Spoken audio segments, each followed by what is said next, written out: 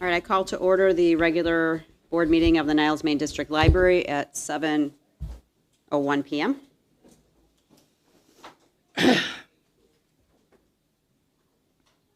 Ready.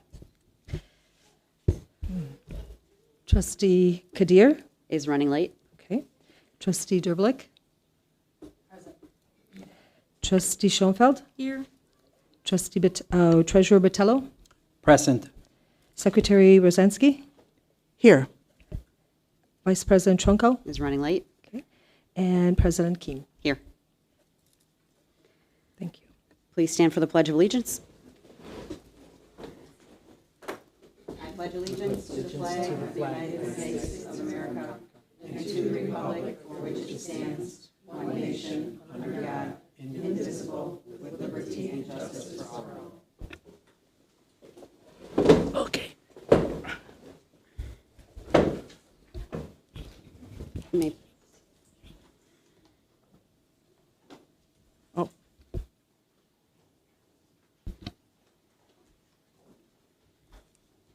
Thank you. Time. 7:02. Elliot Osherman.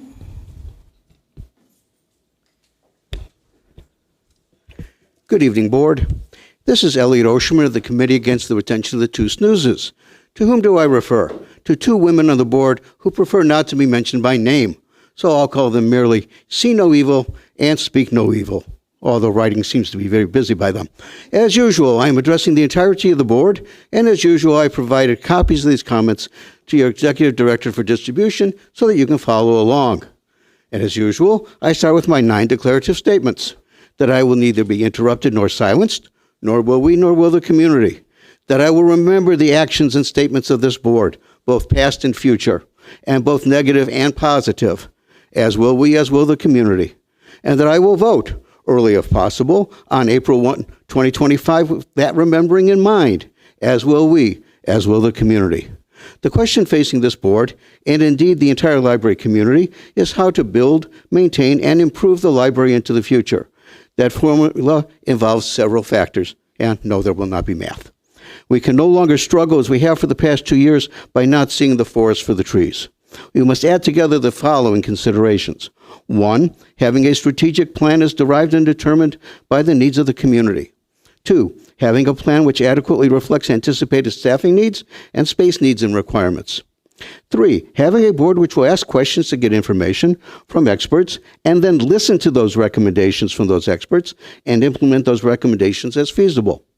4, be fiscally responsible. This means more than just see what we can cut before anybody notices the harm. It includes prudent fiscal planning of maintaining viability of physical assets and anticipating replacement of physical assets as reasonably determined. 5, determine how to best serve the needs of the variety of geographics of the library community. The fact is that almost half of the demographics of the community are reflected in the unincorporated areas that the library currently serves.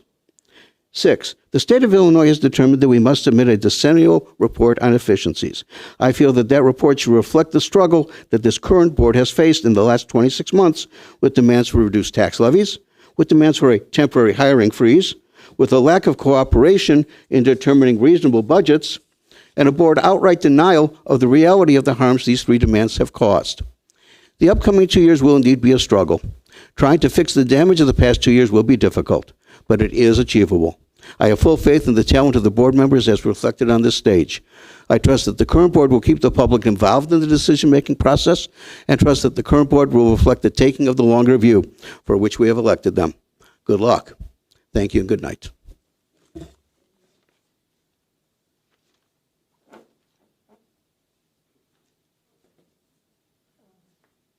That's everyone who registered for public comments. Is there anyone else that would like to give public comment?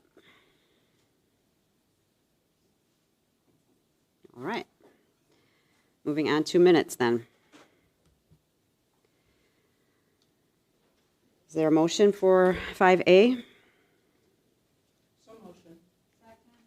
All right, so the motion is to approve minutes of the March 15th, 2023 regular board meeting with changes highlighted on them.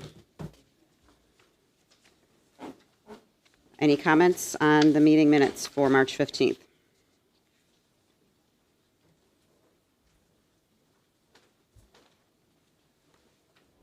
No? All right, then let's take a vote, please.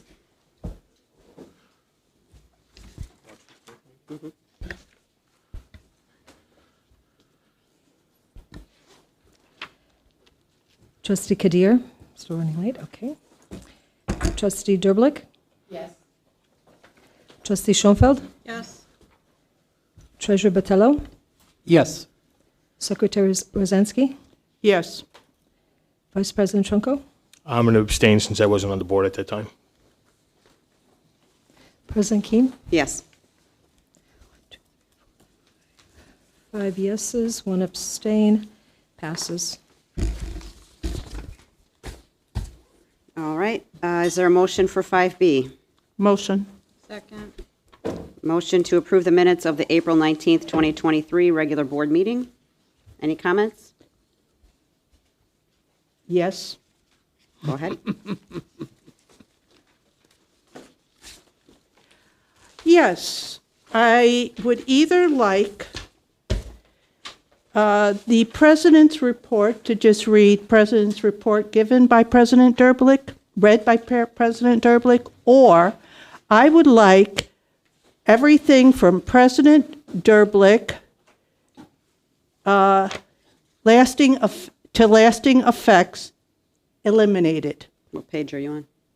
I'm on page 8, under President's report. What was the second option you gave? To eliminate the sentence starting, which is the first sentence, President Derblick stated, Okay. and then to go to where it says long-lasting effect. I would like that all eliminated. Either that, or it should just read President's report read by President Derblick. Okay, 2 options. thank you. I'd like to comment. Sure. Thank you. The minutes are supposed to be an accurate description of what was discussed. And as we were just informed by public comments by Elliot Osterman, that it's important to recall what has happened in the past few years that have put our library in the situation it is now. So my statement indicated what we've been through and how it needs to change in order for the library to become a more positive library in the future. So I don't understand why it should be eliminated. I know it's because it's my report. No, that is not the reason why. It's factual, and it is an account of what I said. So I believe it should stand the way it is because you don't have a right to eliminate the information that was read in a meeting. Can I please rebut? Yes, and then I have something. Thank you. As I've stated multiple times at multiple meetings, the President's report is supposed to be like the trustee reports. It's supposed to be positive pertaining to the library. This particular statement that I wanted to eliminate is not positive. It says President Derblick stated that 2 years of lies and disinformation and so on, that is not positive. Okay. And not everything has to be word for word exactly. It could be just this basic idea, not word for word exactly what she said. And I personally feel that is out of line. And if people want to hear her whole President's report, they can check the video. Thank you. Thank you. I'm not asking for the excuse me, entire it was my report turn. to Thank be. you. I'm not asking for the entire my turn report to to be speak. Thank you. read, just those few So sentences. I think that it is a fact that you did say these words. That's definitely can be proven by watching the video. However, it is your opinion. It is not a fact. The things that you did say are not facts. They are your opinions. And going forward, we will be doing the minutes in quite a different manner. And we should start reflecting that. I agree that this should not be included and that it should just say the president read her report. That's my opinion. Thank you. Point of information, what in my statement I'm not gonna is get not into that. factual? You just made a statement, and as point of information, You need to explain what is not factual. She Or you said need it's to say opinion. in your So opinion. can we take if then anyone else has a comment? Otherwise, we can take a vote. What I'm trying to say is you need to I understand what preface you're your saying, and we're done statement- with the conversation. You've had 2 I'm times not having to a speak. conversation. I'm asking you to correct your statement. You either begin with in So. your Treasurer opinion. Botello, do you have any comments? Not at this time. Thank you. Thank you. Trustee Schoenfeld, do you have any? I think it should stay in and reflect what actual minutes did take place. Thank you. Thank you. Trustee Trunco, or Vice President Trunco? No comment. Thank you. Can you take the vote, Margaret, please? Oh, wait, how do we want it to be Oh, worded? yes, go ahead. Are you going to say, you had an opinion on how it should be worded? I prefer to just say that the President read her report, if you're okay with that. That's fine with me. I will second that. Before we take the vote, I want to just inform everyone. Your turn is over when For we're the taking the record, vote, no, please. Based Thank on you. the, Go ahead, you Margaret. changed the vote. So we're I amending have a the comment. motion to reflect the change. Yes, please. Thank you. You just changed the motion, am I correct? We amended the motion to original reflect Thank the you. change. Okay, based on that, for the record, I'd like it to reflect that the board So, has voted against transparency and excluded pertinent information in the Margaret. Please president's The continue. report. motion has been amended to read under President's report. The President read her report. President, President Keene? Derblick read her report. right, but this President, Keene, has made the motion, and Secretary Rosansky has seconded. And I am going to ask for the votes now. Before the Trustee vote, I Kadir? just want to make a statement. Not here yet. Yeah, Kadir, thank you. Before the Trustee vote, Derblick? for the record, I am once Your again vote, please. stating. Take your vote, For please. the record, Okay, then the continue board without has her. decided against You can go back to Trustee Schoenfeld? transparency and excluded pertinent information in the Schoenfeld, how do you vote? president's report. No, I do not. You're Okay. abstaining? Okay. Treasurer Botello? Yes. Secretary Rosansky? Yes. Vice President Trunco? I'll abstain as I wasn't on the board at that time. And President Keene? Yes. And Trustee Derblick never voted. Do you want to vote, Trustee Derblick? Yes, I needed to make that statement I'm for the asking record. for your vote. My vote is yes. No, my vote is no for the amended motion. Thank you. 3 yeses, 1 no, and 2 abstain. So it carries. Abstains don't count. It passes. Thank you. Thank you. Thank you.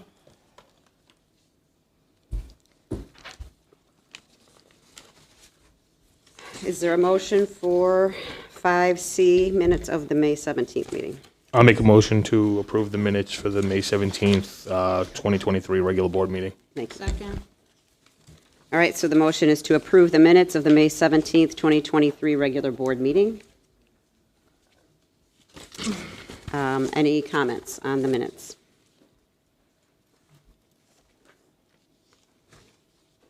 No?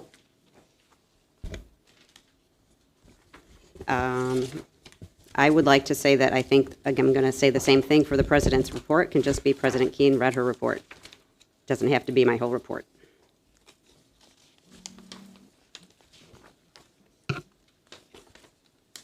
Does anyone have an opposed to that? All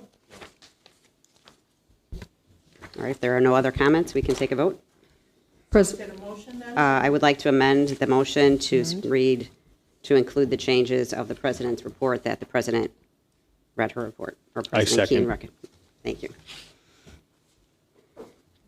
Okay, so I want to make sure I have this correct. On page 12, Yes. President's report for President Keene, we are amending it to say President read her report.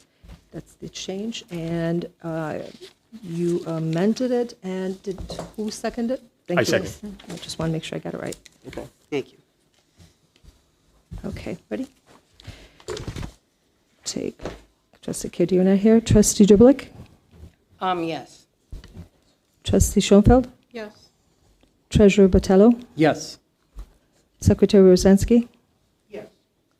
Vice President Trunco? Yes. President Keene? Yes. 1, 2, 3, 4, 5, 6, yes. 6 yeses, passes.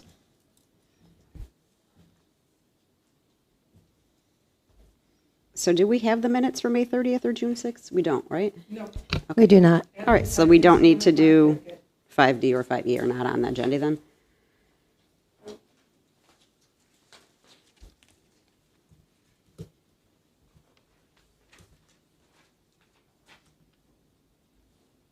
Okay. All right, so we're moving on Correct. to payment of the bills then? Yes. Is there a motion to pay the bills? I'll second. I have a question regarding the bills. Okay, let me just state the motion, please. Approve operating expenses of $389,612.37. Payroll expenses of $228,683.86. Special reserve expenses of $64,772.76. For a total monthly expense of $683,068.99. Trustee Schoenfeld, go ahead. I have a question regarding page 19 on the actual purchase of the check for OneDrive. I know OneDrive was actually sold as of May 1st, but should we be actually having that check renamed to Libby? You mean overdrive? No, excuse me, yes, Overdrive, for $7,205.85. So as I mentioned earlier today, Overdrive is still operational. Overdrive app was their app that they closed. The company is still called Overdrive, and the new app is called Libby. So it's okay still to be under that name? Oh, yes, that is the name of the company. Thank you.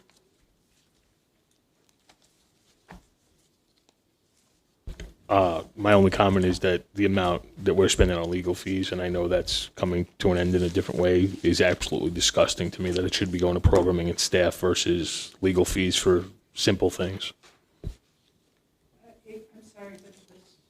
Oh, you couldn't hear him? Oh, I apologize. The amount that we're spending on legal fees, and I know that we're trying to pull back, bring that back to normalcy, but it's just disgusting the amount that we spend on legal fees versus staff and programming that we could use it towards.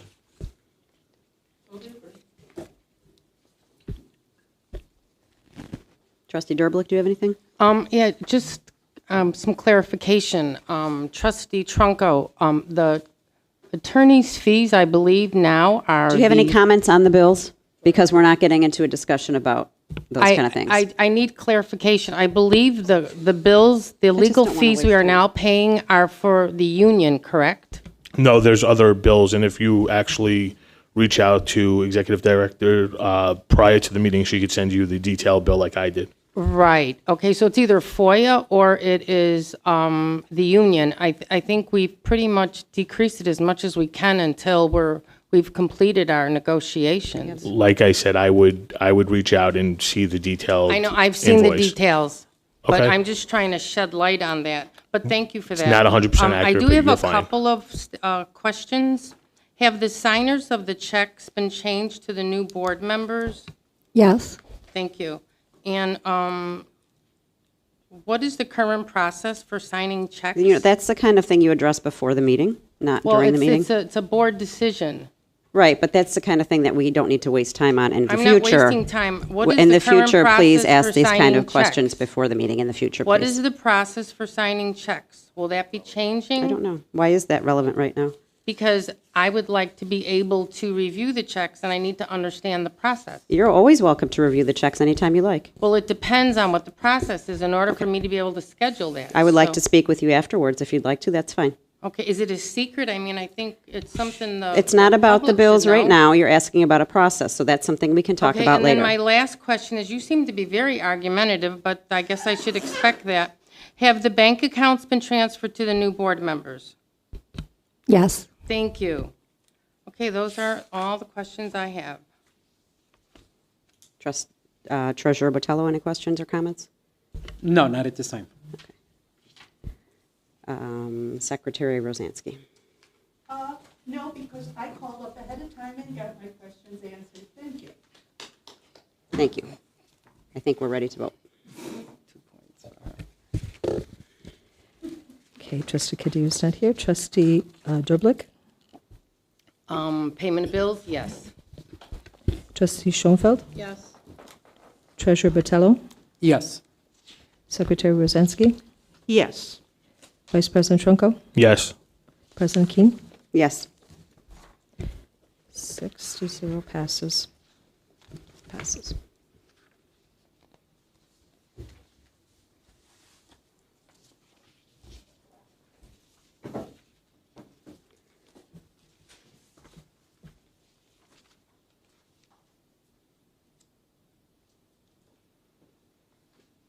Okay, so we're on to the President's report. I don't have a formal report to read. I just was going to, am I skipping? Sorry. Payment of bills, trustee, presidents, yeah. No, good. I was just going to mention some of the things I was lucky enough to do this last month since we met, and see some of the popular programs we've had in the past come back, and I was able to attend the plant swap at the very end, which was, I came at the very end and there was almost nothing left, which was really great to see. There was a lot of people, a lot of movement, a lot of plants. Yeah, well, you were there, so you can talk more about it. Yeah. The summer reading kickoff was a really excellent event. The kids that played from School of Rock in Park Ridge were fantastic. I enjoyed doing the bubble machine and seeing all that stuff going on was fun. The art gallery, I continue to be amazed by the quality of art that we get up there, and I really love when we have the little openings on Friday evenings. Those are a very fun thing to do. I wanted to thank staff again for your support and your patience, and we're glad that you're here. We are working on the contract, so let's keep hang in there a little bit longer. I also wanted to thank Cindy and the staff that came to the first Niles Pride Walk. I was really happy to have the library represented there. It made a huge difference, and I felt very, very proud to have us represented there, so thank you.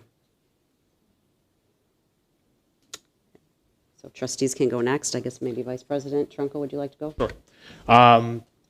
Rather short today. My kids, I have to say, were ecstatic to get the summer reading signed up for. They were here with my wife and signed up. Also, we've been here multiple times for multiple meetings, but I will say that every time you walk around, the staff is just so appreciative of everybody just saying even hello. I'm just watching the interactions, and I have to say the staff is just absolutely amazing. I see people running left to right because I know they're short-staffed, but we're working on it for you.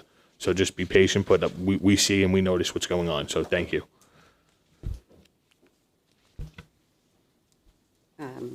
I can't keep, it's hard for me to remember what the titles are now. Secretary Just call Rosansky. it by my name. All right, Patty, go.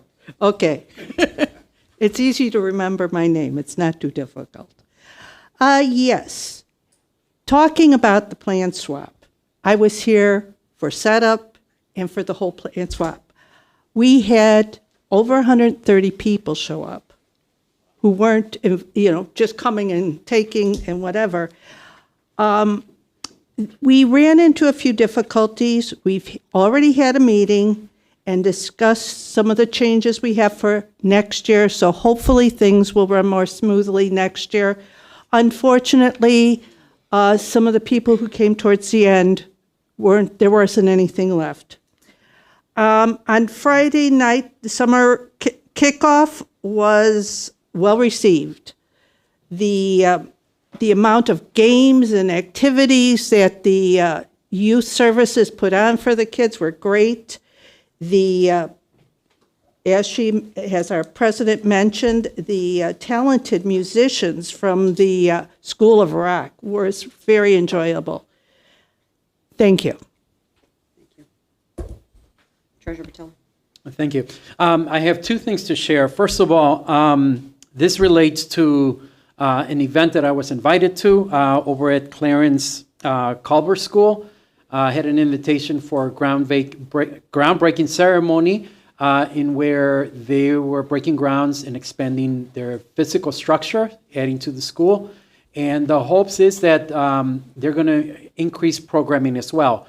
So I look very much forward to being part of that expansion, having us as trustees go out and advocate for increased services from our library, not just here within Niles, but also in the north side of our district, up in the Glenview area and the Maine Township area.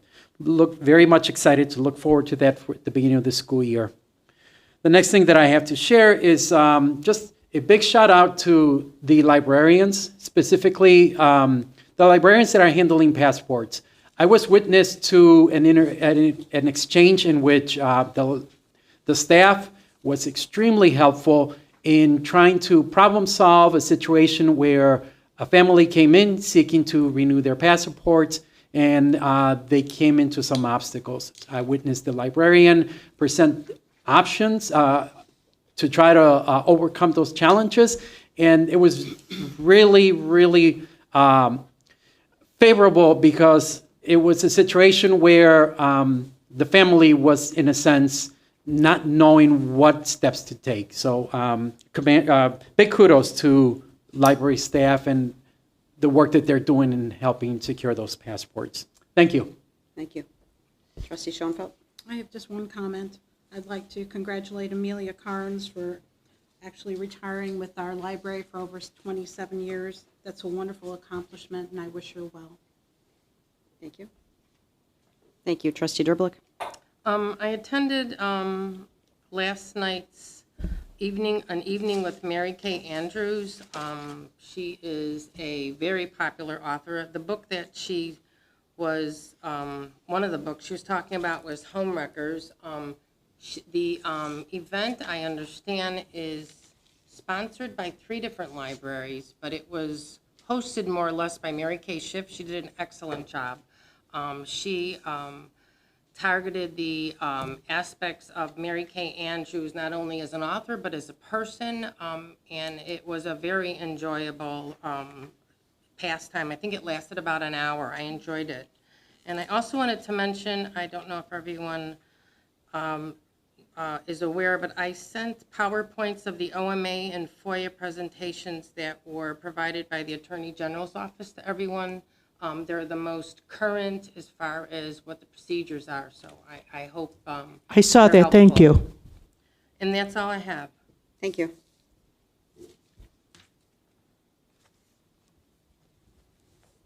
Treasurer's report. Are you ready, Margaret? Or, I'm sorry. Secretary is first. Trustee Kadir. Hi.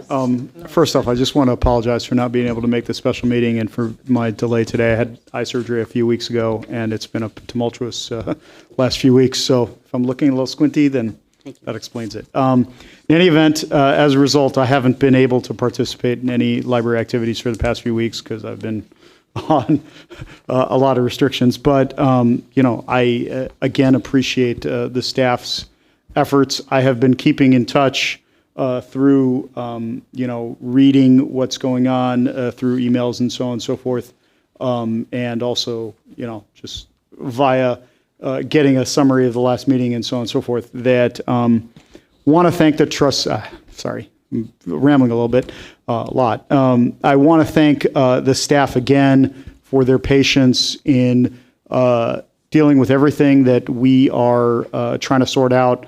Again, it'll take some time. We're doing our best to get things onto a positive track as quickly as we possibly can. So again, a shout out, a thank you, and please bear with us as we try to make whatever course corrections need to be made. Thanks a lot. Thank you. Actually, Secretary's report is next. Thank you. By law, when there is new board members or officers, we must contact the Secretary of State and the head state librarian, Alexi Janulius, and Cook County Clerk, Karen Yarborough. The letter goes to both of them, so I'm only going to read it once. Thank you.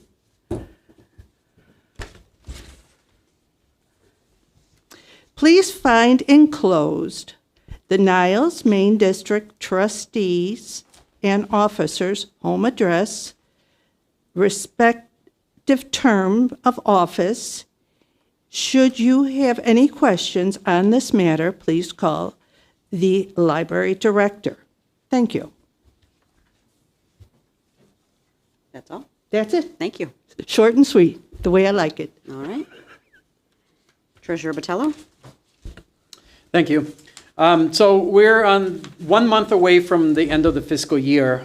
This report is for the May, up through May 31st, 2023. Beginning balance on the account was $14,939,400. Receivables, we had $2,044,976. Total assets and cash and investments as of May 31st, $16,984,376. With expenditures, employee salaries came in at $229,103. Employee fringe benefits, $52,521. Combined total employee expenses at $281,624.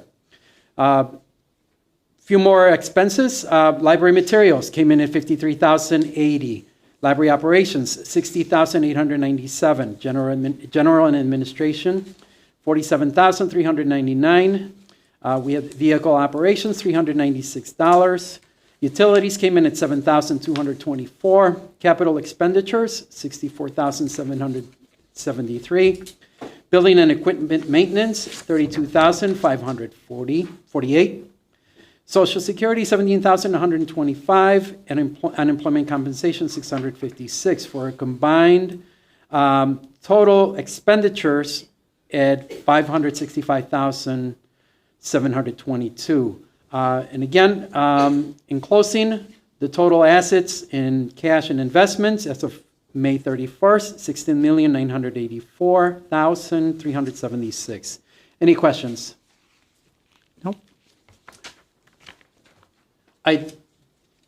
Hearing no questions, I did want to just make a couple of comments with regards to the financial report.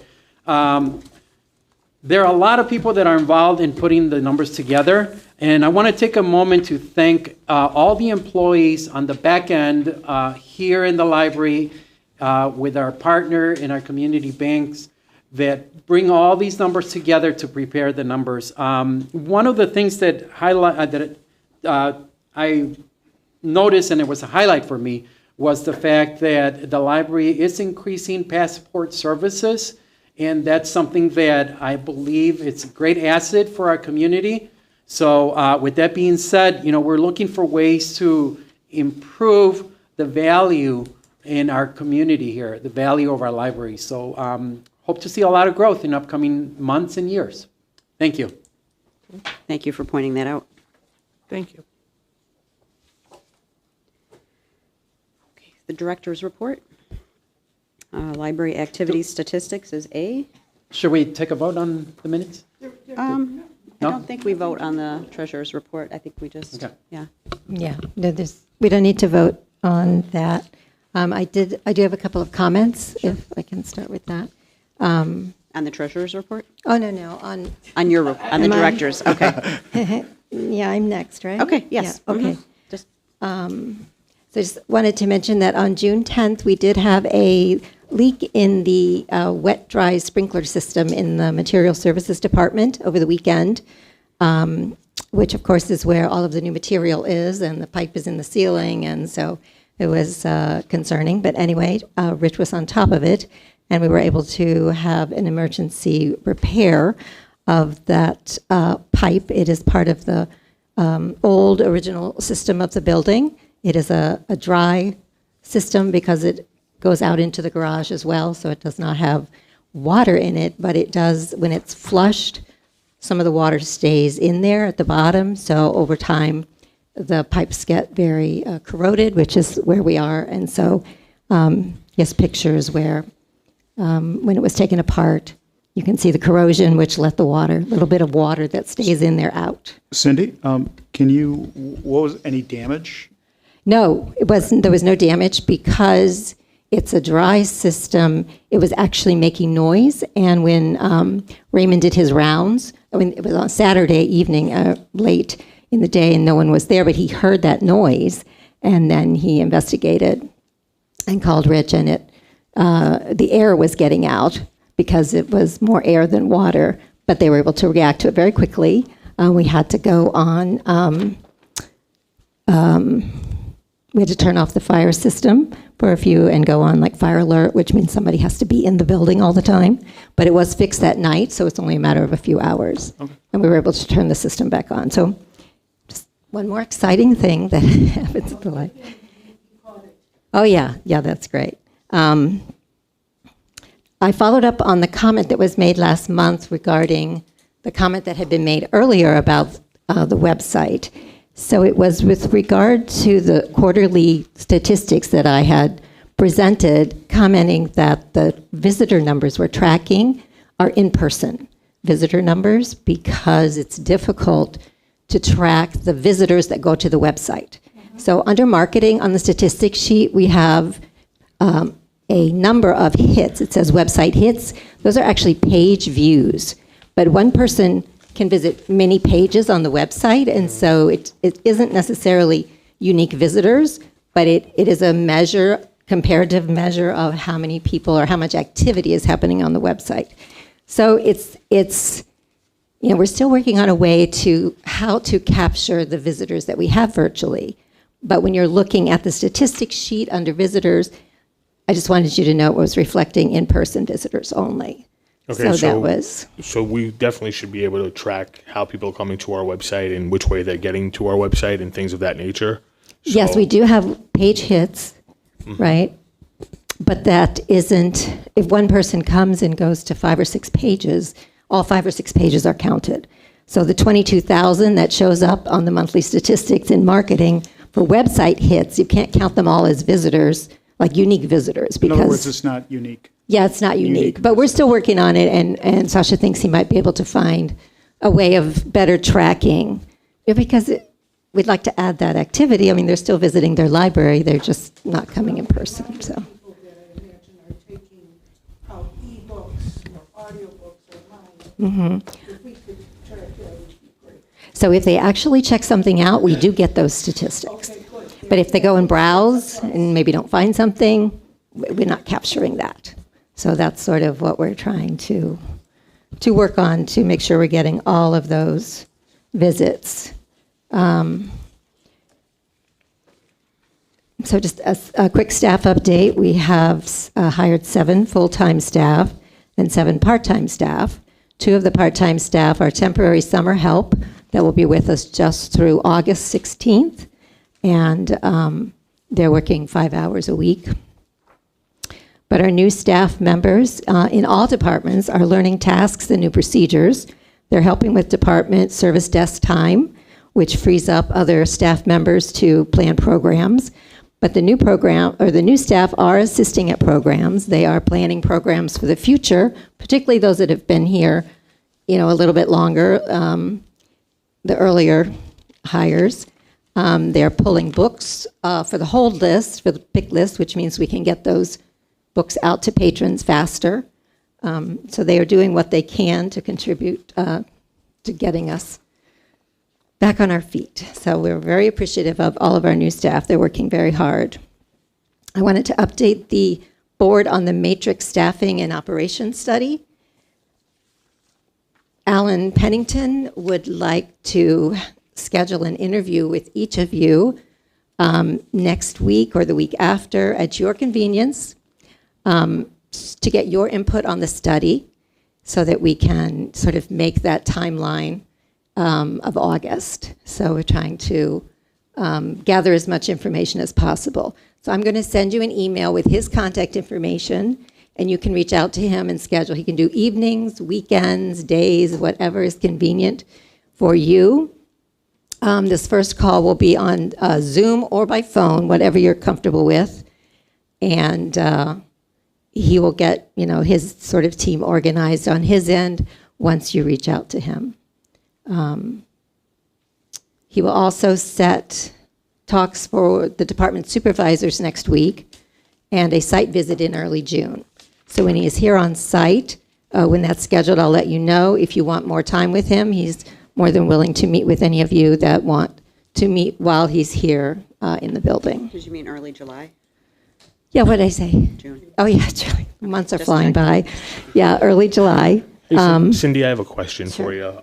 With the new staff that's being hired, don't feel like it's talking. With the new staff that's being hired, as we're bringing staff on, do we have a plan for increased program as we're going? I know Trustee Quadier, as far back as January, asked for a hiring process, a hiring plan as we're bringing people on, and I've yet to see that in major detail. So I just want to make sure, do we have something that says we're going to bring in this librarian and this is the programs that we're looking to add with that person being on staff, or are we still just hiring at this point just to get us ramped back up? Well, the supervisors have a plan. Some of that detail is in the job posting. If there's particular program skills they're looking for, story times or things like that, that's put in the job posting. But we don't have individualized onboarding plans for each staff. That would definitely be. I think if I understand correctly, what Jason's asking is that once we add 5 people, right? Mm-hmm. Do we have a metric by which we then measure what is happening? 5 people have been hired. It's been 2 months since those 5 people have been hired. We had, 112 programs 2 months ago. We're now up to 118. So therefore, the net effect of adding, and numbers are a bad proxy, right? Because you could have small programs and bigger programs and so on and so forth. So it's just a proxy for measurement of, what increase in services are being offered. But is there some kind of proxy measurement that we can say that, hey, based on these hires, this is what additional we are able to do? That's, I guess, what I think what you're trying to ask. Well, we have gathered that information. Margaret will pass out a copy of it for you. Okay. What I would like to say, though, in your behalf, and as well as the behalf of our lead librarians, there's an adjustment period. You have to go through training. You have to just make sure they fit in with the way things are done here. And after the adjustment period, and I would tend to think, depending on what their position is, that would be a different length of time. Right. Then hopefully they can go on and knock our socks off. But we have to give them chance to adjust to the way things are done here, to just do their training and so on. I'm not denying that, but we're at 6 months of hiring staff back, and I haven't seen a number, whether I was in the public or as an elected official, that's going to show me where we are. Now, this may be something different. No, this is the report that we sent you the other day. Yeah. And it talks about that. It talks about the number of programs. So remember that our programming scheduling is 4 to 6 months out, okay? So we are doing summer programs now that were planned in January, February, before we hired. Exactly. Permission to hire was given at the end of December, and we started hiring in March. So, so it's been so technically 3 with months, 3 to 4 programming, months. we won't begin to see much until the fall, is what you're saying, yeah, as far as having the new staff. Right. You can see on this sheet, there are some program numbers here for people that, that are helping out. Definitely the school liaisons are able, and they were able to go out and promote summer reading. That is a big part of what they do. So the elementary school liaison was visiting classrooms, was promoting summer reading. That is a program that new hire was able to, sort of hit the ground running. So that is fantastic. I actually have a question on that. Sure. Like you brought that up. That was one of my questions I had written down for tonight. Park Ridge Public Library did a nice presentation at the D64 schools, and we didn't. So I'm a little confused why we wouldn't, when some of those, a good chunk of those kids from Niles go to Park Ridge schools, like my children. So they had a really nice presentation by the Park Ridge Library, but we didn't attend anything for Emerson or any of the D64 schools. So I was just curious as to why not. I'm sure it's just a matter of timing and being able to get out to everyone. So I can definitely look into that. Do you want to say something? Yeah, Emerson is covered by our junior high school liaison, and that position was the position in transition from part-time with digital services and part-time with youth services to full-time in youth services. Okay. And then that person, during the very rough last 2 years, threw her hat in the ring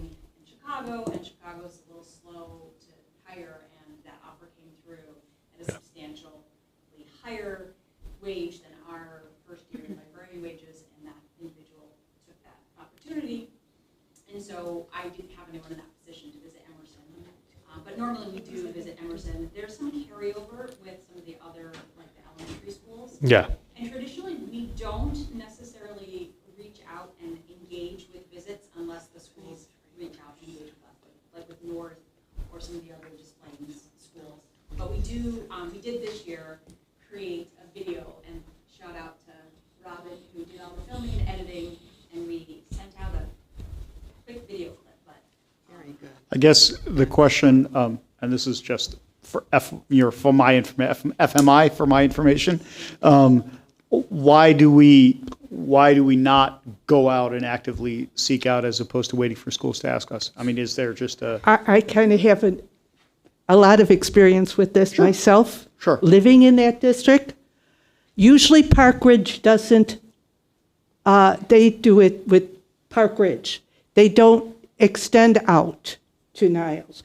Just like when there's been other situations. I've contacted Park Ridge, and I get a gentle response, but basically it's like, yeah, we're handling it. Don't worry about it. Now, that might be wrong, but that's the way I receive it, especially even when your kids are going to, like my grandson, when he lived with me, went to Field. Yep. At Field, the kids that are in his class are all excited, and they do everything with Park Ridge Library. So then, yeah, I'm bringing him here, but it's not the same. They don't have the same, yeah, we have great stuff here, and they have great stuff there, but it's not the same. So sometimes the kids from Niles are swayed because the kids they go to school with go and do everything at Park Ridge. Well, I think a big part of that, though, is if the kids from Niles don't know the information, they're not bringing home something to their parents.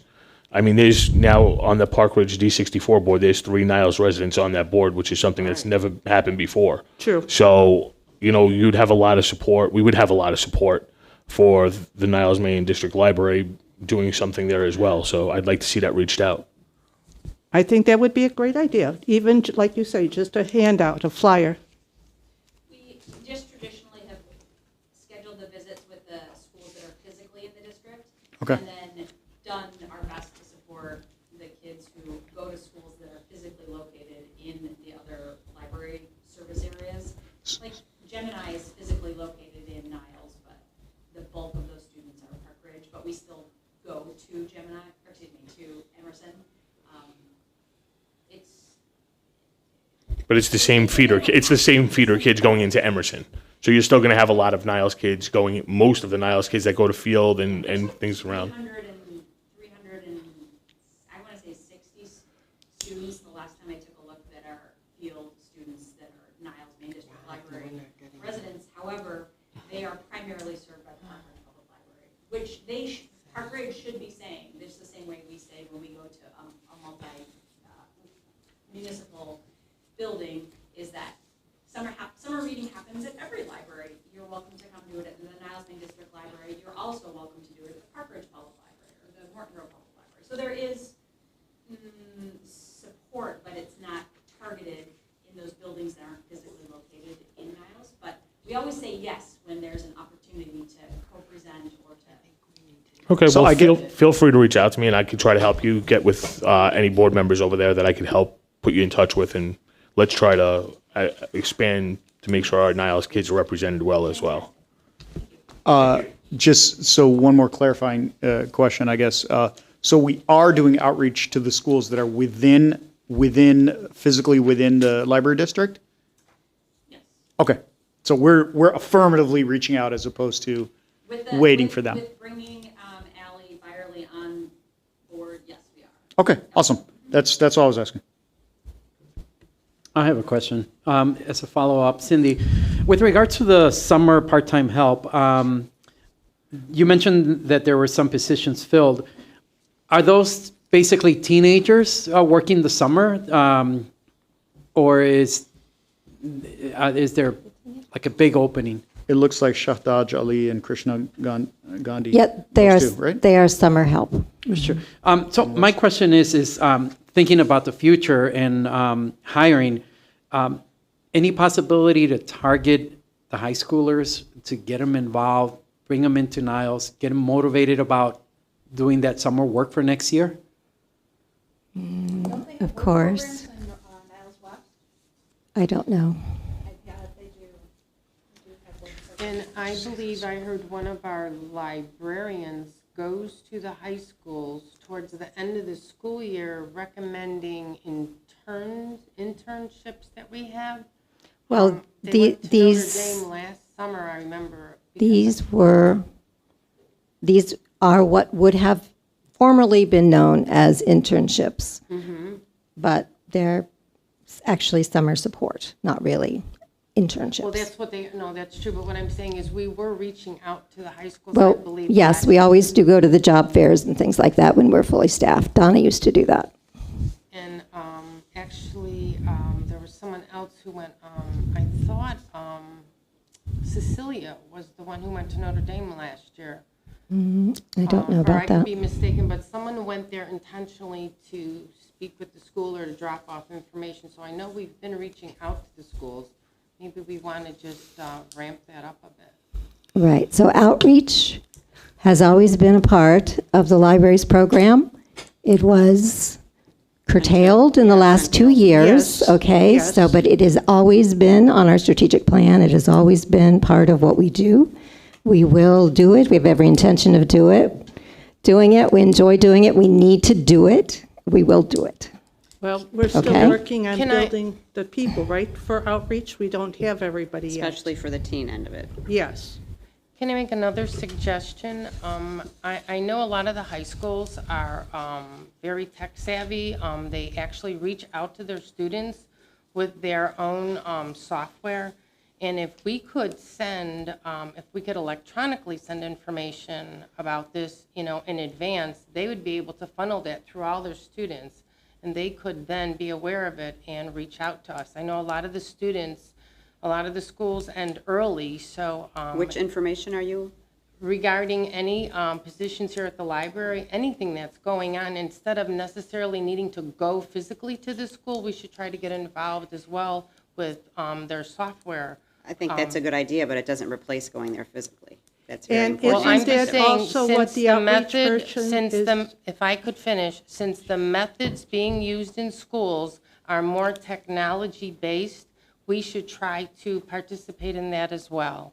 Sure, but Sounds not good. instead of. And I'm sure once we have more staff in that department, that will be back to doing that.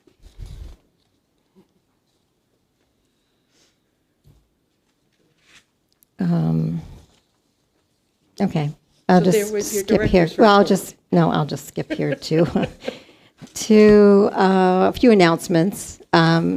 In case anybody didn't hear, that summer reading program has started for all ages. Readers can sign up online or at the library. As of last week, we had over 600 participants signed up for the program. The end date varies with each age group. On Friday, June 6th, the library hosted the summer reading kickoff with over 250 attendees. The kickoff included music from the School of Rock as well as crafts, games, and treats. There were also 2 more successful events in early June. The Yarn Bomb, the library, and the Plant Swap were very successful, and both community participation beforehand and attendance at the actual event. Last week, a patron returned a library book that was 43 years overdue. Yes, saw that in the that was paper. awesome. It was found in their basement while cleaning. The book, titled The Moons of Jupiter, was due on January 19th, 1980. The book was checked out at the Niles Branch Library, which was located at 9101 North Milwaukee Avenue. So I have an important question. How many more moons of Jupiter have we discovered since that book was? Was that pre-Voyager or post-Voyager? Based Sorry, off- that would be. Who was Are the? we going to have a book club now on that book? There you go. Serious? Based off the fine schedule from 1980, the patron would owe $316.66 in overdue fines. Luckily, we have been fine-free since 2020. Some of the displays that we've had over the past few weeks include Juneteenth, Outdoor Summer Fun, Pride, It Happened on Vacation, Be Beautiful, and more. So, Is that book in circulation now? I do not think so. Can we put it in? I want to read it. I don't know. I think it's going into the archives, isn't it, Sasha? Right. Yeah. Thank you. Does any trustees have comments on the, I'm sorry, Cindy, I don't know if you're, Yes, I'll stop.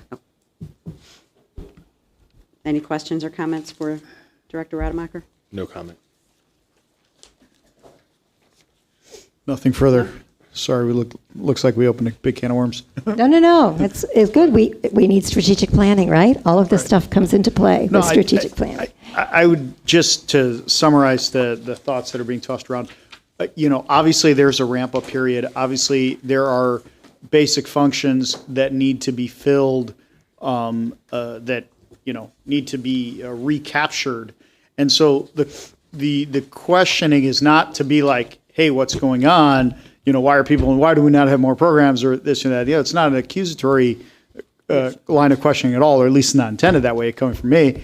But it's more of a, what is our metric by which we measure increase in productivity? Whether it's programming. Yeah, programming is an easy metric for someone like me to ask, but there may be some more complex metric that we need to have some metric, right? Because we can't just, we have lots of metrics. We have service desk questions, because when desks are empty, there's no one there to engage. Question counts go down. That's on the stat sheet on the last page. Okay. This is engagement at every service desk. And so it's tracked Sorry, there. which page is that? That's page 32. The last item on the monthly activity. Total all service desks. So every time there is engagement with a patron, it's recorded. And these stats, so we're going to see increases in the stats, like the common desk, which is not staffed very often. Of the 3 floors that are part of adult services, they can rarely staff all 3 of them. And so you'll see that there were only 42 interactions. That's because there's no one there to interact with patrons. So we went down over the prior year by 15%, 16%. Is that based on attrition that was not, what's the explanation for that decrease? Like, now that you brought it up, I'll ask you that question. Yeah, well, because we don't have the staff to be at the desk to engage. No, understood. But we did a year ago, and those people left, and that were not replaced at so far, or what's the? Well, right. For the last 2 years, it's just continued to go down. Got it. Yeah. Got it. Okay. Without me going through every single page, did patron usage go up last month as well, or did it go down? Patron usage. Like visitors in the library, did it go up or down last month? Oh, let me see. I do have that on here. Yeah, I think a couple of things. So visitors are up 6.93%. That's the very first statistic on page 29. I see it now, yes. But I did make a note here. I guess I will carry on with this for just a few minutes. Holds are up. Okay, so when you think about placing holds, why do we care that holds are up? Well, holds being up is a measure that people want books. They're not here today. They're going to be here. They're going to check them out when they get here. So holds going up is a good sign. So holds are going up, and request for borrowing and sending to other libraries are up. Other libraries like what we have in our collection. That means our selectors are doing a good job. It's getting a lot of requests from other libraries.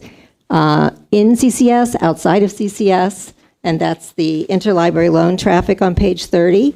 So you can see that those statistics are all up, and that's good for the future because people are placing holds on items that they're going to be reading in the future. Study room usage is up. Community groups in the library is up. We get so focused on just looking at circulation numbers, but there's a lot of activity going on in the library. Got it. Digital services one-to-one appointments are up significantly. And a one-to-one appointment is an instructional interaction of 5 minutes to 60 minutes.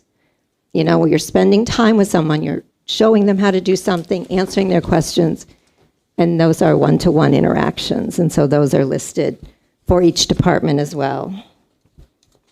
I don't know what page that's on, but automated services, Wi-Fi usage, scanning, faxing, printing, copying, wireless remote printing, all of those services are up. So that's Okay. people coming into the library and using our services. I'd like to add just a little bit of information regarding the patron in-person visits, Patron in-person which is visits. what Trustee Trunco just mentioned. Yes, it is up 6.93%, but I'd like us to always consider the pre-COVID numbers. At that time in May, our number was 27,037. So in comparison to when the library was vibrant, we're still down 44% of patron attendance. So these numbers that are increasing is definitely an indication we're headed in that direction, but we are substantially low. I do want to point out one of our most in line numbers with pre-COVID are online databases. It's almost even. So that is definitely increasing at a quicker rate and bringing us right back to pre-COVID. I just want us to realize we have a long way to go, and we just need to keep trying to figure out how to get more patrons here. Carolyn, can I ask you a question? Absolutely. So when you say we're down pre-COVID, what's, obviously we're, things have changed. Pandemic happened, a lot of things changed. So what's Patron attendance is what I'm talking about? Right. No, I know, but a lot of things have changed in terms of the way people access information. So are you suggesting, I'm just asking this a question, are you suggesting that that is likely a permanent shift in the way people are accessing information? Or is it just, we got to ramp back up? Like, I'm not just asking a question. No, What do you I think it is? actually, since I cited both online database usage and patron in-person visits, our online database, which of course is increasing quickly and has Right. brought us back, we still are behind in our in-person visits. And I think once we have more to offer, we hopefully will have more patrons. I don't know, I've heard that trends are causing a shift from libraries, but I just don't know that. I'd like to think we have a lot to offer and we can increase these numbers. But that is specific to patron visitors, so that is in person. That is still lagging behind. Does that answer your question? Yeah. I was just trying to get, you mentioned the numbers. I was trying to get to what your conclusion or, thoughts on what your That's the area implication. that it addresses, is strictly patron in-person visits. And I would just like to add that I think it's both, because I think some people did make the switch to more digital. I think our computer usage on the lower level, people coming here in person to use computers, is down. I think a lot of people got computers or tablets or something in COVID, and they learned how to use them. So the kinds of questions that we're getting downstairs are different. They're bringing in devices. They want to know how to use it or what the trouble is with it, as opposed to coming in and sitting down and using our computers. So I think we need to look at all of that, because then that makes those virtual visitors a more important number to try to gather. So then I guess the question also becomes then, what is the implication of that on future replacements? So for example, we have X number of computers. If their usage is Y%, it used to be, 77% of the time occupied, now they're 56% occupied, then, we ask ourselves the questions, we replace them every so many years, when the technology comes obsolete and so what forth. we're going to do. Or do we want to have as many, or do we want to have more blank stations? Do we want to have more, Right, all of that needs to be looked at, because what can we do with that space if it's not being used that way? If it's not fully, because ideally, the perfect world is every computer is always in use and nobody is ever waiting. Obviously, you're never going to have that, right?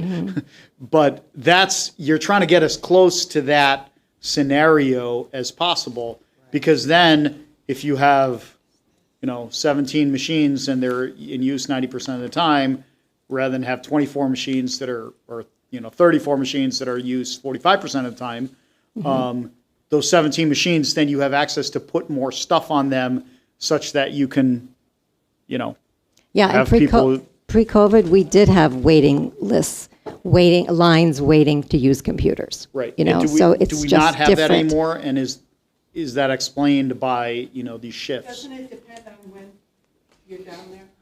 Well, it does a lot of that, yeah. It runs in cycles, but I don't know that we have the waiting lists anymore. But it's Right, all but something to look at. But maximum definitely, minima, right? we're It's talking not a- about maybe what to do in shifting some of that space. So, you'll see that discussion in the budget. Thank you. Are we ready to move on to new Yes, business? yes, I'm done. Yes? Yeah, Awesome. All right, so 9A, is there a motion to discuss with possible, does anyone want to make the motion? I'll make a motion to discuss with possible action ordinance 23-01, setting the schedule of meetings of the Board of Trustees of the Niles-Maine District Library for the fiscal year commencing July 1st, 2023 and ending June 30th, 2024. I second. All right, so we have the dates are on You gotta page repeat that? 45. You want to have fun repeating that? No, I'm good. No, I'm not this time. I was actually instructed by the professional parliamentarian to be doing that. That's why I've been doing it, but I think we're good right now. Are you sure?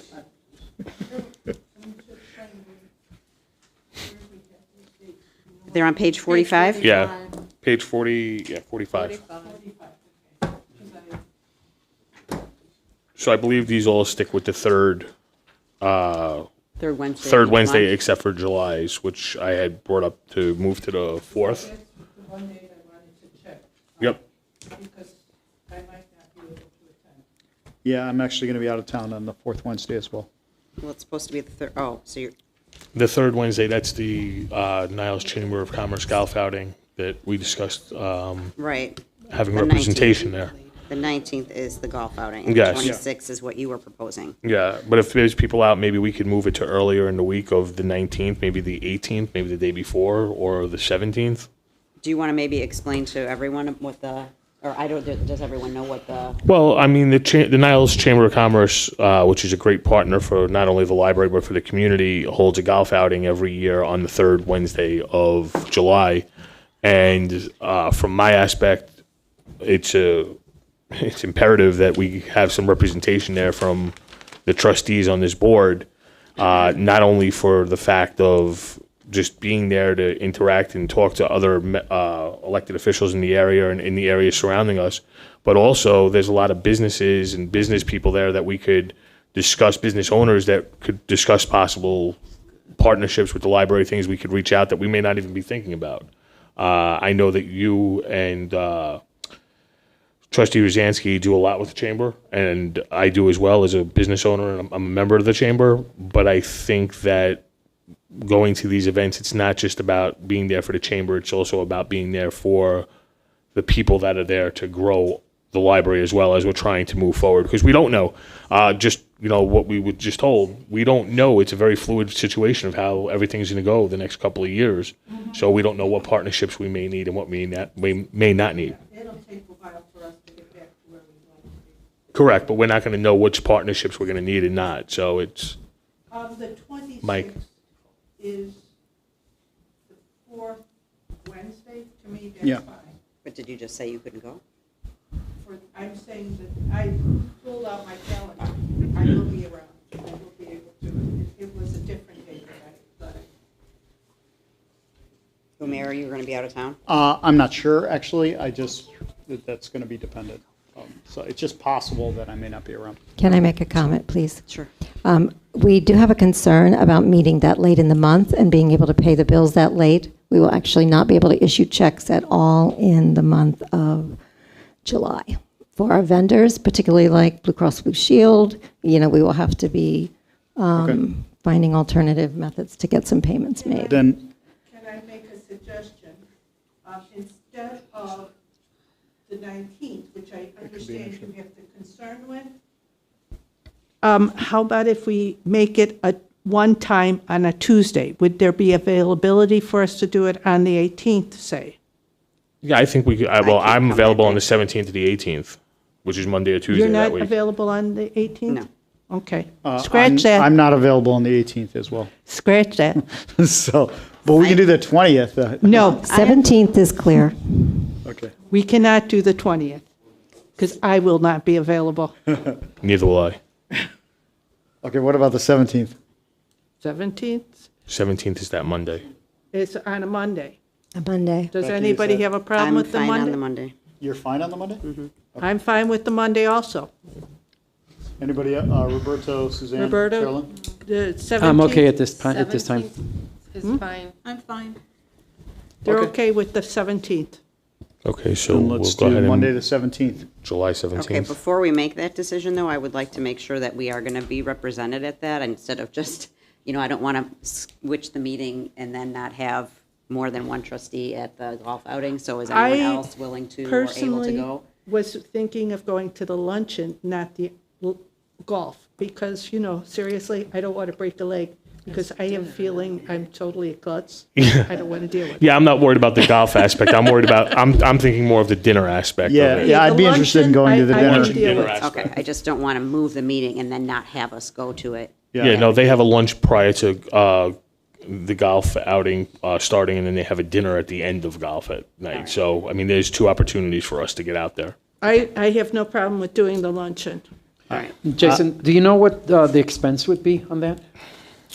And I, you know what, off the top of my head, I don't remember what the check was that I wrote for the chamber for my ticket. for that technically, there should be enough money in the budget under Trustee expense. trustees that it should be able to be covered by the Volunteers as library. well, right? You could They, volunteer you there could as well. volunteer You well as could well. also volunteer. Yeah, last year my daughter Brianna and I volunteered for the pre-kickoff, and we stayed through the lunch, so it's an option. That would not incur a cost to the library. Correct, it Yes. would just incur like an hour of your Which time. I'm thinking I might give them a call and So see at if least they enough need of me. us will be there to make this move a smart thing.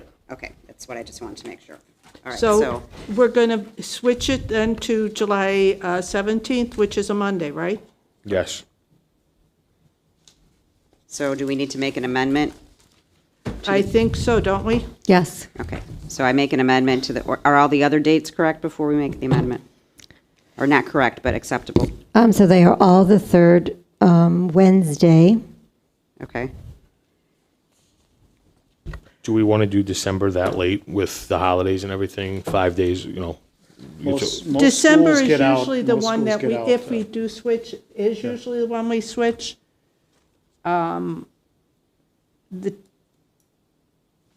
I mean, you have Christmas 4 days away, you have I Hanukkah 5 understand days that. away. I'm fine with thinking it. I if don't we care. wanted to go a week or earlier on that, it depends then on what everybody else wants. But because of the holidays, that might not be a bad one to move. I'm fine with either date. So if you want to move it to the 13th, that's fine with me. If you want to leave it at the 20th, that's fine with me. Your thoughts, Trustee Ruzanski? Oh, yeah. I personally think the 13th would be probably better for me because I have a tentative trip planned, but I don't know if I'm going, but I don't want to say, no, I can't, because I can't. I would like to see us move it away from Christmas because every year it's been pretty tight. So Yeah. if we could move it to the 13th, that would be, I think, better. Sounds good. Okay. December 13th? Yes. So yes, but I don't know. Rich seems to think there has to be 30 days between meetings, but I'm not sure about that. I don't know where, I've never read that. Third Wednesday, but not the 15th. So you have to verify, We can approve it the way it is now. Yeah, I've never heard of that, but doesn't mean it doesn't exist. Well, we have time for the December one. We could always approve December as the 20th and That would circle be- back. Yeah, we can change it. yeah. Closer to, we just, need to post notice that we're changing the date. That would be 4 20 days weeks before. after the previous meeting, though. I just counted, that would be 4 weeks after the previous 15, meeting. 13, yeah, it'd be exactly 28 days. Exactly 4 weeks. So I would think that I would think be it's- sufficient, wouldn't I it? think it's okay. I just don't remember reading that. Yeah, so there are 5 Wednesdays in November, so that's why. Yeah, so that turns out to So be it's 4 still- weeks it's still later. four- So to 4 me, weeks after. if it's a 30-day thing, we've got it covered. Okay. Well, if it's 30 days, we don't. If it's 4 Well, weeks, we whatever, do. it's Yeah. close enough. Okay. Let's not, All right, so I would like to make an amendment that the ordinance be passed with the dates of July 17th and December 13th, and all the others that, as they are stated on here. I second.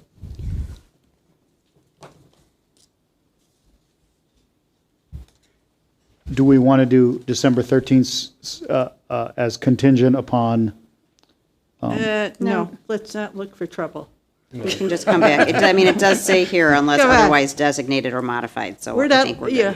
good. Okay. Let's just, it is what it is. I'm good. On the agenda. So it also does say that instead of putting the room on the ordinance, we're saying that it'll be held in the room on the agenda. So that gives some flexibility to when you want to move the meeting. Okay. I'm waiting for Richard to give the word. We can talk later. Okay. All right, so we have a motion, we have a second. We can take the vote. So President Keene moved to amend the So- motion. Go ahead. I'm sorry. I was just going to say, this is pertaining to this? Yes. So then, once this is changed, I'll come in and sign it. Once it's changed, we record the votes, and then we can either bring it back to the next meeting, or you can come in and sign it. I'll come in and sign it. This Okay. way you can Thank you. send it off if you got to send it off.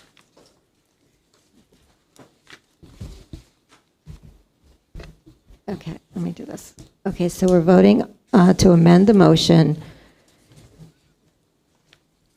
Ordinance 2301, setting the schedule of meetings of the Board of Trustees of the Niles-Maine District Library for the fiscal year commencing July 1, 2023, and ending June 30th, 2024, to include Monday, July 17th at 7 p.m., and Wednesday, December 13th at 7 p.m. Yes.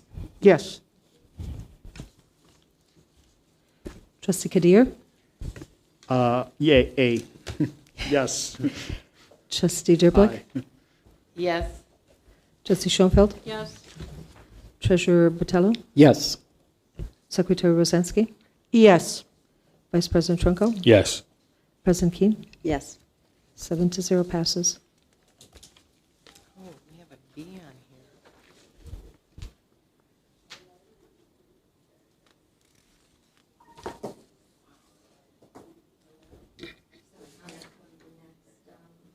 Comment on the next. Oh, no, we're moving on to the budget, huh? Yeah, stuff. 9B, set dates for a special meeting for discussing the 2023-2024 budget and tentative dates for the public notice and public hearing. I second. Well, we're not, we're discussing, we're not voting on anything yet, right? Set dates, I think. Well, you gotta set dates. Set Yeah, I dates think is it a means vote, we're gonna right? vote. Yeah. Right. It doesn't say discussion So action. somewhere between tonight and our July regular meeting, we need to have a special meeting to have the budget.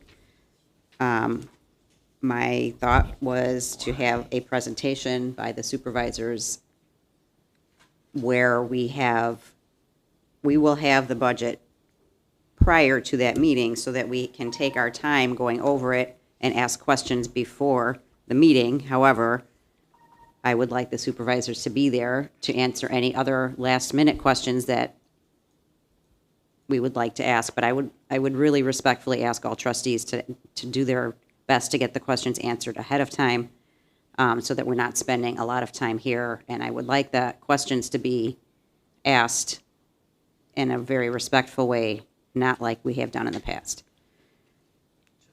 So you're looking to have a meeting prior to the July meeting? Correct, because at the July meeting, hopefully we'll be able to have that budget on the agenda and vote on it. So do you want this on a, does it matter what day of the week? It does not matter, whatever we are all have in common. I am unavailable from July 4th through the 16th. I'm out of the country. Well, gee whiz. So the next board meeting is going to be The on the 17th. So therefore, it's going to be a little rough. So then we have to do We it, have to have a majority. We don't have to, I mean, Yeah. Please, if you have to do it without me, please go ahead and do so. The July meeting, I'll catch up. the July meeting is on the 19th. On the 17th. Nope, the 17th, we just made that a change. We're doing it on a Monday. Oh, on the Monday, right, okay. So if it On the has to Monday. be upstairs in the boardroom, if we don't have this That's the available, board so be it. meeting. So, let's see.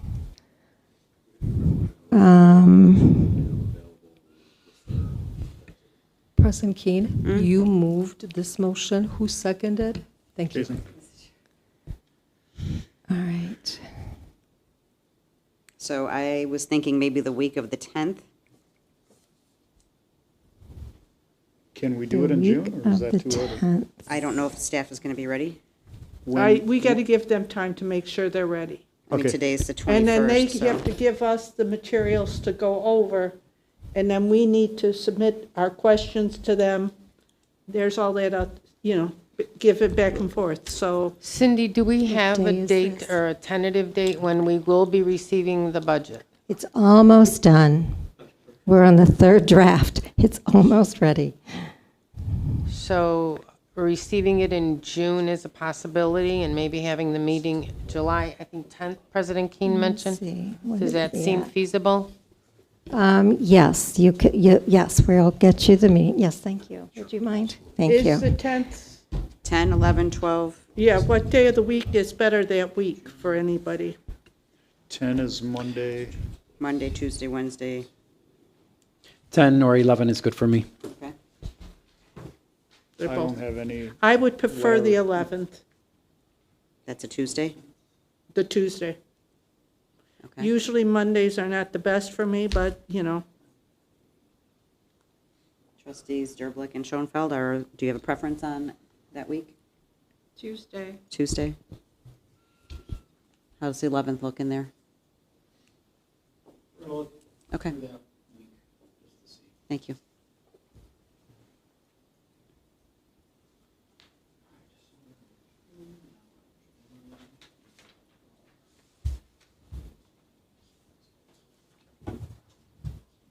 I can't see anybody, it's weird. Vision's all blurry. I'm double. First time I noticed. Oh, yeah. Could do that. I did. But this is the furthest I've driven since the surgery. Okay, so which one? The day before? The 10th is available. The 10th is available. This is only the third time I've driven. That last two times All. was one lot. I think 11th is the day they picked. yeah, the 11th so far sounds like. No, it's not available. No, we have ESL on Tuesdays and Thursdays, so it would need to be Well, Monday or then how about Wednesday. Do they meet in here? We couldn't meet upstairs? Oh, okay. The 12th or the, What about the 12th? That's a Wednesday. you said the 12th isn't good for you? Right, I prefer not. Either 10 or 11. Okay, is 10 work for Trustee Derblick? Does that work for you? I believe so, yes. Trustee Schoenfeld? Yes. Okay. Trustee Kadir? Yeah. All right, let's go with 10 then. At 10, we can meet here? Yes. I'll make it work. Okay. Might have a lot of wailing and gnashing on the other July? end of the phone, but so be it. I will state for the record again, I will not be in attendance for that. Thank you. Come virtual?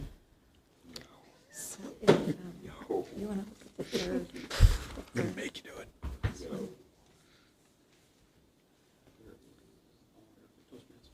So that's done. So we have to do a vote on that, So, that we all agree. Wait, don't what know about about the the other staff. dates?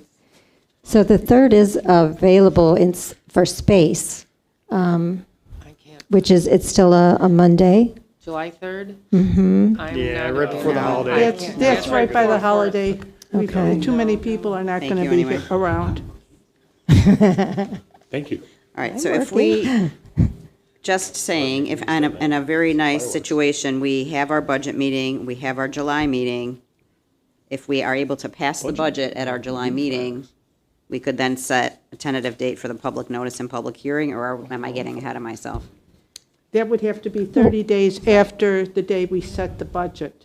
So the tentative, you pass the tentative budget, and it has to be 30 days before the public hearing, once you approve the tentative budget. Right, so if we approved it on July 17th, 30 days later, you could have the public hearing. so do we want to try and do that tonight, or is it too Yes. soon to do that? I think Listen it's to a good what? Wait, idea. I'm confused.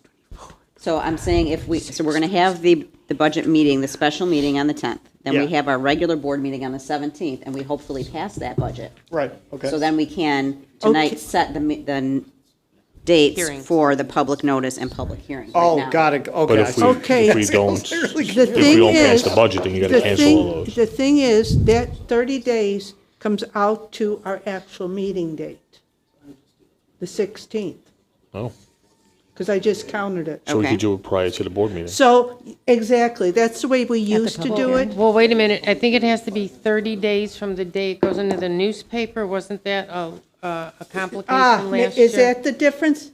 That it has to be 30 days after it's in the newspaper? Yeah, you have to give public notice in the Yeah, paper. 30 days, so Cindy would have to Just a moment. look at that a little closer. Because then if that's the case, we have to go later than that. Because 30 days is from that meeting is our next meeting.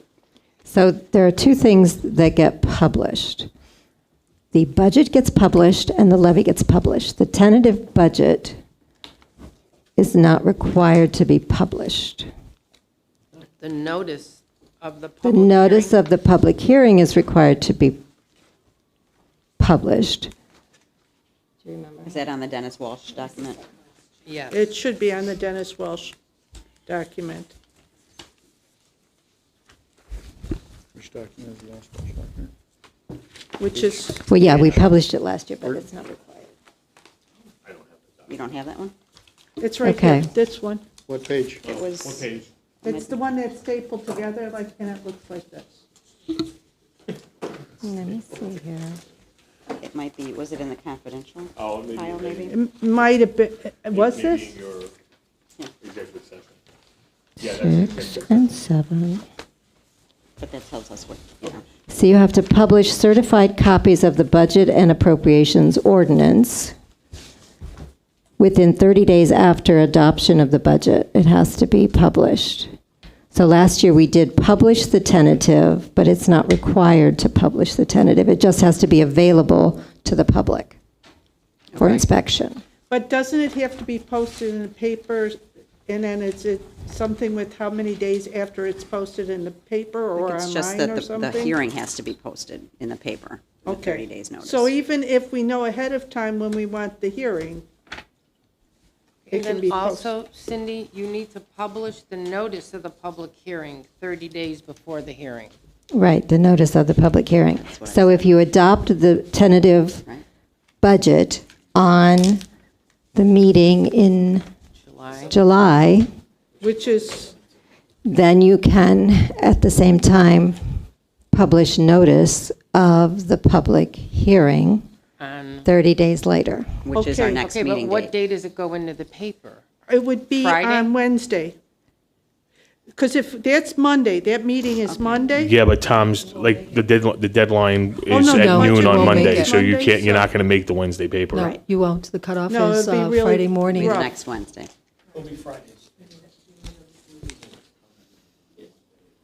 And Yeah, they're I going think- according to 30 days, it's published. Budget, then it's published, and now you have to, so you can't really do that.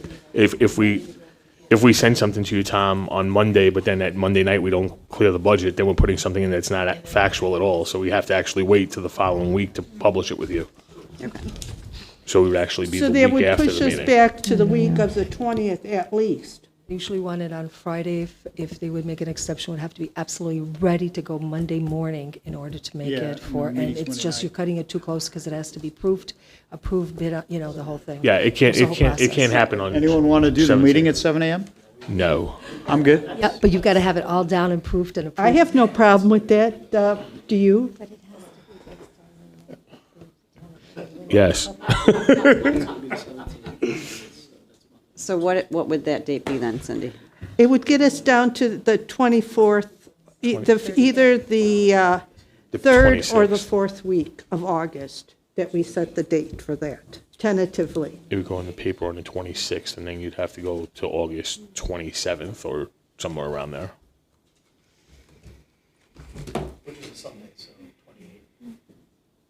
Yeah, so it would be then the last week, which would be 28, 29, 30, 31st. Again, that's if we approve the budget at that first meeting. Right, so what if we, Tentatively do it for the 30th, which would be a Wednesday, 30th of what? 30th of August. And then if we have to change the date, that's not a problem, It's right? not, it's a tentative date. All right, It's not like, it's written in stone. that's a It's only Wednesday. written in ink. All right, Wednesday, August 30th for the budget hearing? Is that what we're saying? Yeah, it would be budget Wednesday, hearing. August 30th for the budget hearing. Budget is due in October, right? When's the budget due? Here, this is it, precious. Thank you. The budget is adopt by September 26th. Yeah, September 26th, the fourth So Tuesday. we'd be, yeah, we have like another 2 months almost that we could wait. So if we get it done Not 2 that months, 1 fast, month. we're ahead of time. No, it's September 26th, that's 1 month. We have 26 days. Does anyone have a problem with August 30th for the budget hearing? Public hearing? Going once. All right. You look at August 30th. Book Budget it. hearing? Do we do Budget a roll hearing. call? I don't know, do we have to do roll call? It's me. Tentative. I don't know either, that's why I'm asking. If you're setting dates, we should vote, correct? Well, that's what we're discussing.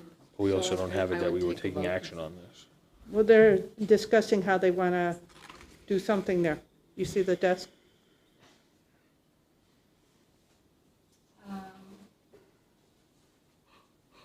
Is the room available on August? Yes, thank you. Okay, August 30th, Is a Wednesday? and that is for the public hearing? Yes. Yes.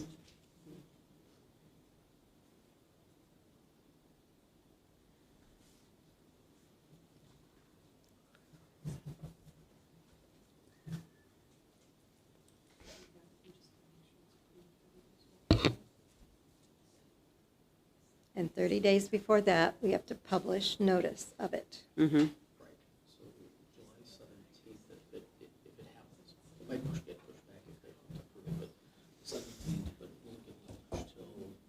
'26. Okay. That gives us well over 30 days. Yes, it does.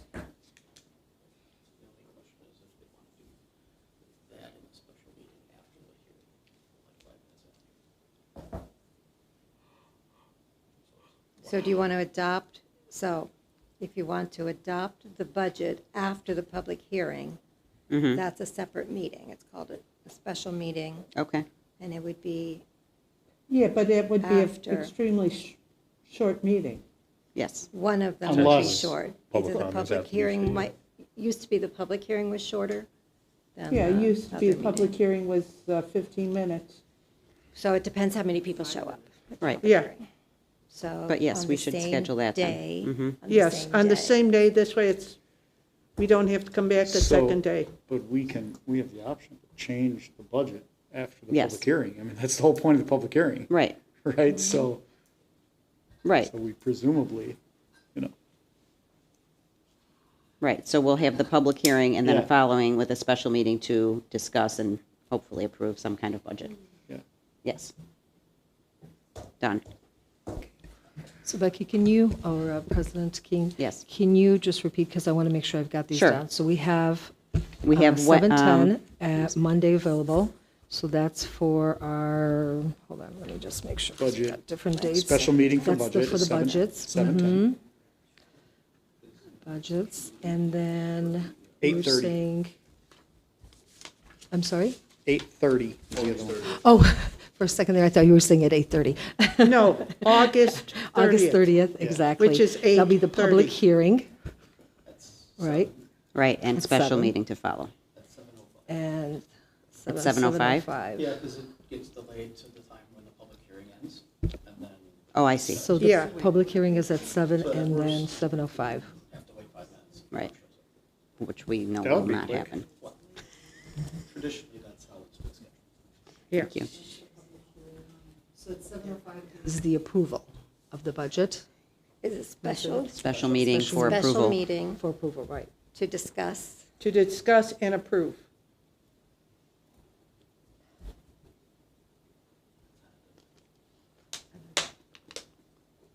Man, July's busy.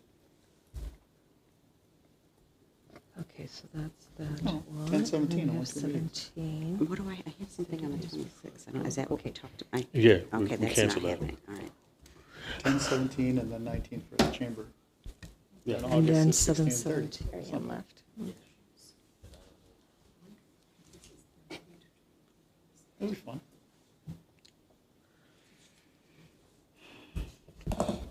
Right, because, yeah, the 17th is just a regular meeting. This is all part, normal process. You have to do it with extras for the budget. Okay, now I got to read the motion again. You want me to do it?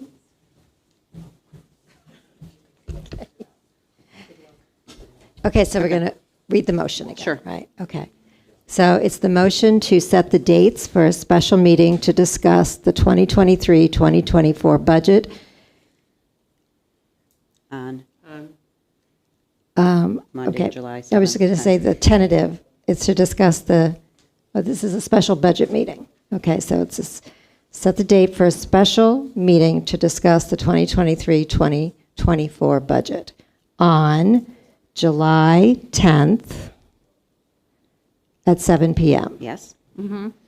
And set a meeting to adopt the tentative budget, the ordinance for the tentative budget for the 2023-2024 fiscal year on August 30th, Do you have- Wednesday, August 30th. Do you have to say the public hearing part first, because that's coming before the meeting?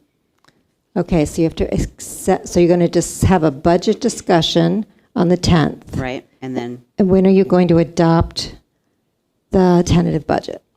Because you have to adopt the tentative budget before, so maybe on the at regular meeting of the regular meeting on the 17th? 17th, yes. Okay, all right, That's the goal. okay, Yeah, because so, if we're meeting before that for the people to present their Mm-hmm. budgets, then yeah, on the 17th, we should be able to vote on it. okay. Set the date for the special meeting to discuss the budget for 2023-2024 on July 10th. Yes. The regular meeting on July 17th, we'll have an agenda item to approve the tentative budget. Yes. And notice of public hearing will be given after the tentative budget is accepted. And then the public hearing will be held on August 30th. There'll be a special meeting after that for discussion. So there'll be 2 meetings on August 30th. Yes. The public hearing at 7 and the special meeting at 7:05 Yes. To discuss to and discuss. possibly pass, or And possibly discuss pass. and pass the budget. Okay. That's our motion. What about adopting the budget in September? Can you read that backwards, please? Yes, yes. The more we say it, the more it'll get.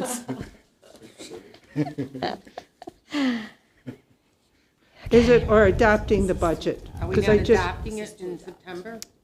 Yeah, No, it would be the end of August. okay. August 30th, we're discussing. When are we adopting the budget? It's due by September 26th. Didn't we say that was the date we wanted to do that? No, that's the date that it's due. Yeah. So when do we want to adopt it? So the We're meeting aiming for August 30. is August 30th, right? Yes. For the hearing and the, And the special meeting in which we will hopefully adopt the Oh, budget. so we're adopting it then? Okay. Hopefully. Yes. discuss and adopt, yes. Okay, let me get this down. This is the wording that we need. And if Okay. for some reason we can't adopt it, we have a fallback at the regular Yes, meeting for we have time. September. It's not the end of the world as we know it at this point. Okay, so we're going to vote on a motion to set dates for a special meeting to discuss the 2023-2024 budget on July 10th, 2023. We're going to set a date for the public hearing. No, we're going to, see, we don't have to set the date for the regular meeting because it's Right, already there. right. So we're going to Yes. skip that part, but at the regular meeting, it's going to be on the agenda Yes. Yes. to For the tentative budget. adopt the ordinance for the tentative budget and appropriations for 2023-2024. Okay. So once it's adopted, we're going to give notice of public hearing for August 30th.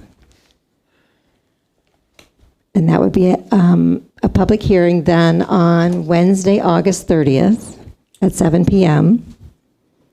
And a special board meeting, August 30th at 7:05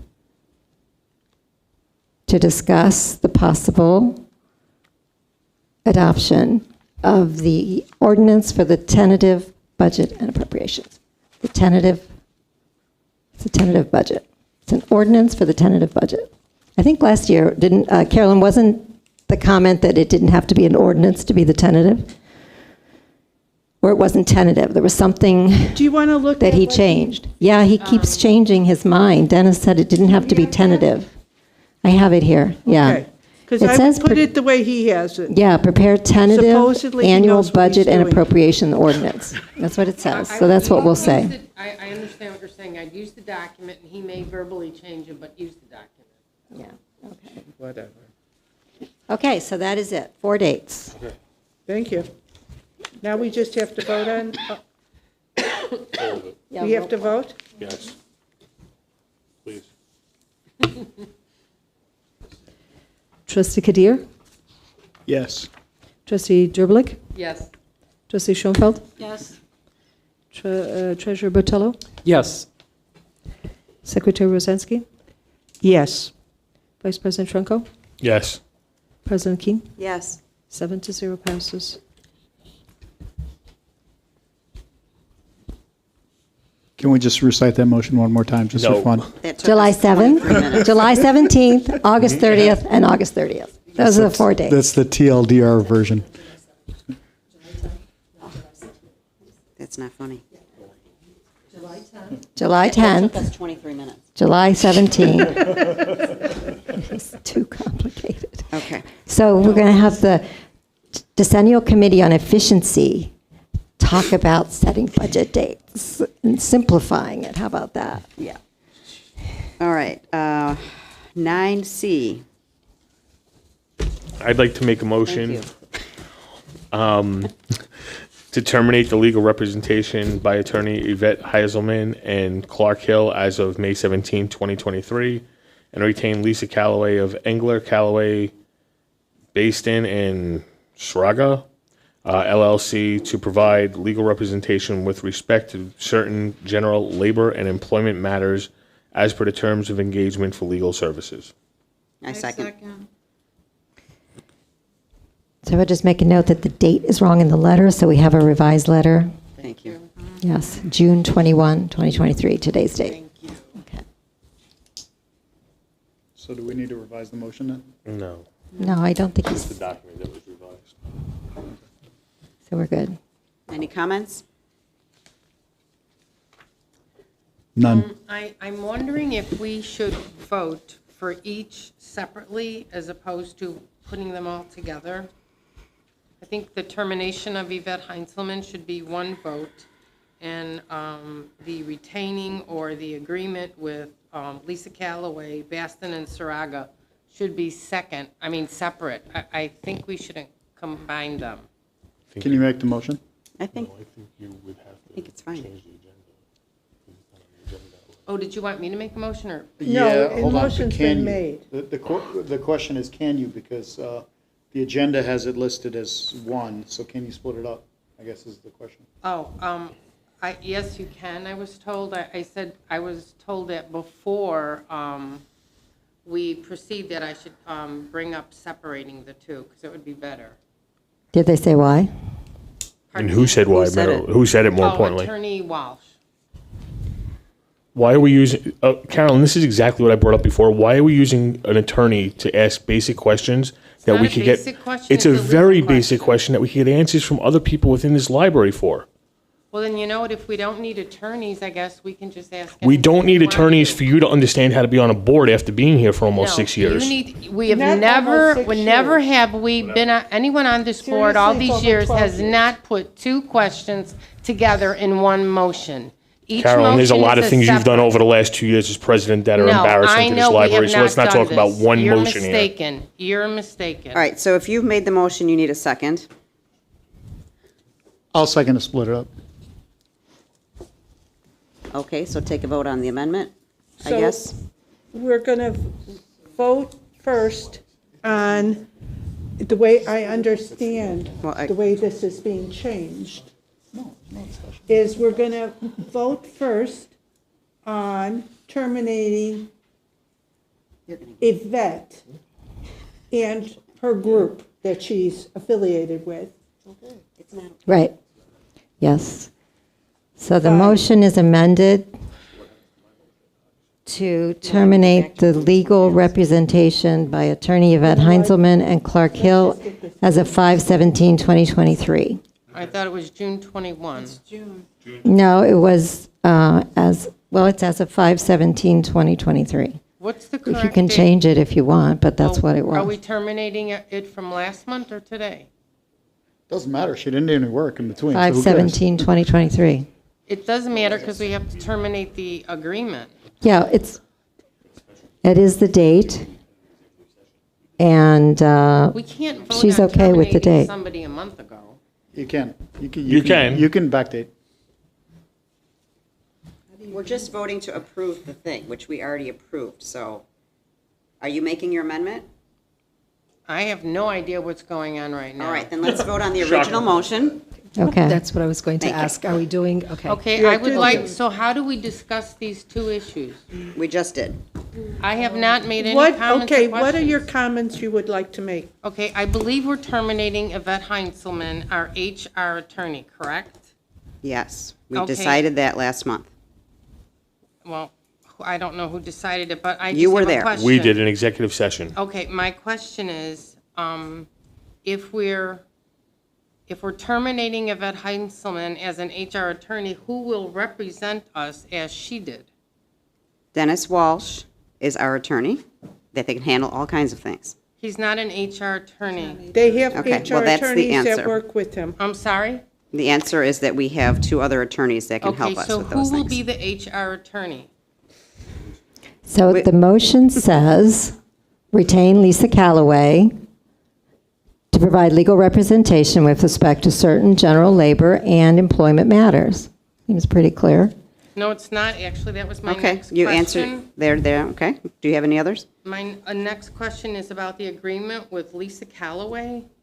It says, previously retained specifically to represent the library. No, wait, I'm sorry, I'm reading the wrong thing. It says, respect to certain general labor and employment matters as per the terms of engagement. All right, there are no general labor and employment matters listed in her terms of engagement. So what specifically is she going to be handling? I believe when we hired Yvette Heinzelman, Lisa Callaway was hired specifically for to represent the library in union negotiations. Correct. And that's not indicated in Lisa Callaway's agreement. Is she still going to do that? I mean, the sentence that you have here, which says, respect to certain general labor and employment matters as per the terms of engagement. There are no terms of engagement that indicate that. So we don't even identify her as the attorney for union negotiations. So do we at least want that in this statement of agreement? I think it's understood that she is doing the negotiations for the union. But it should be specified, Becky. Thank you. Thank you. So Can we do a the vote? terms of agreement, right? I gave them to you. Somewhere.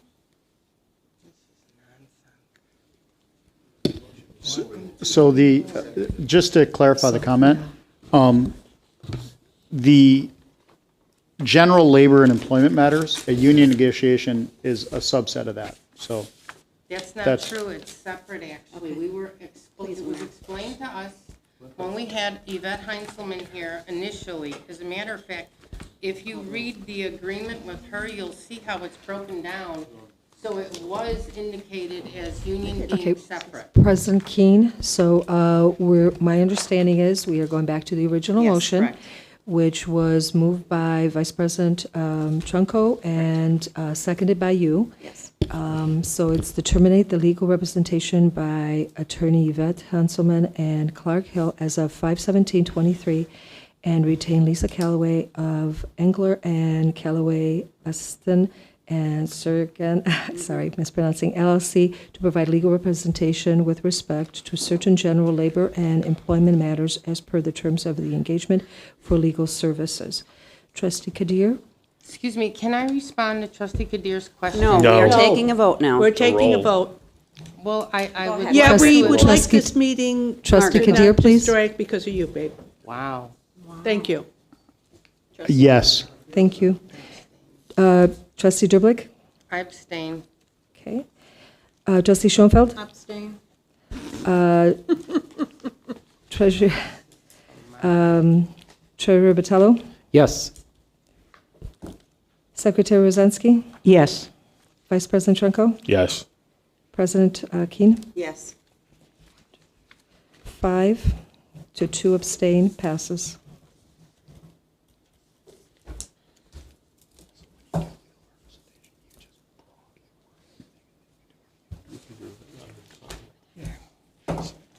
Shouldn't have even specified, it was just Fine. as per the terms of engagement. I would like to make the motion for the expenditure of $2,000 for the 4th of July parade for 2023 I second. and the after party. I second. Any questions or comments? I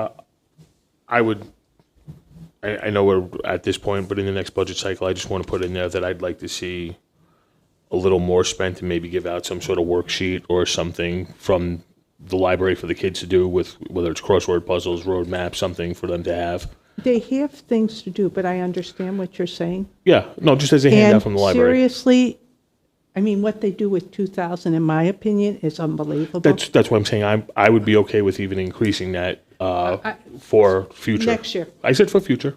Yeah. What did we spend last year? 2,000. 2,000. And the year before? 2,000, I think. 2,000. No, the year before, I believe it was like 1,500. 1,500. Right. Correct. Yeah. Okay. Yeah, Thank the you. first year Joe was here, he cut it. Are we ready to vote? Or are there any other?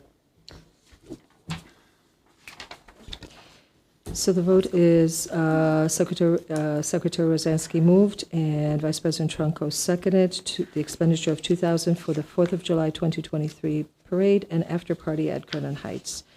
And Trustee Kadir? Yes. Trustee Derblick? Yes. Trustee Schoenfeld? Yes. Treasurer Botello? Yes. Secretary Rosansky? Yes. Vice President Trunco? Yes. President Keene? Yes. 7-0 passes.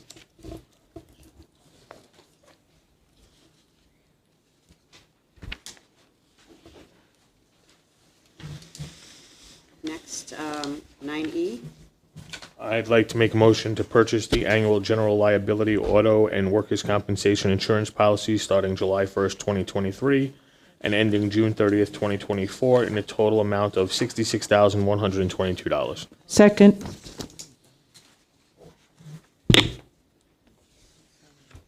Okay. So we have on page 49 the breakdown of the different costs of the insurance. And the total is $66,122. Does anyone have any comments or questions? No. No. Generally speaking, is there anything to discuss here since we have to have insurance? Right. Okay. Just need So to it was an clarify increase of 6.4%. that. Is what it is. Yep. Okay, and then we are ready to vote. Vice President Trunco moved, and Secretary Rosansky seconded to purchase of the annual general liability, auto, and workers' compensation insurance policy starting July 1st, 2023, and ending June 30th, 2024, in the total amount of $66,122. Trustee Kadir? Yes. Trustee Derblick? Yes. Trustee Schoenfeld? Yes. Treasurer Botello? Yes. Secretary Rosansky? Yes. Vice President Trunco? Yes. And President Keane? Yes. 7-0 passes.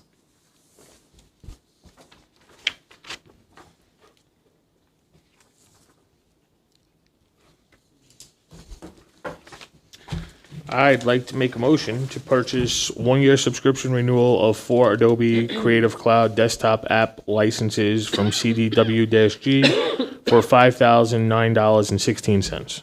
Second. Thank you.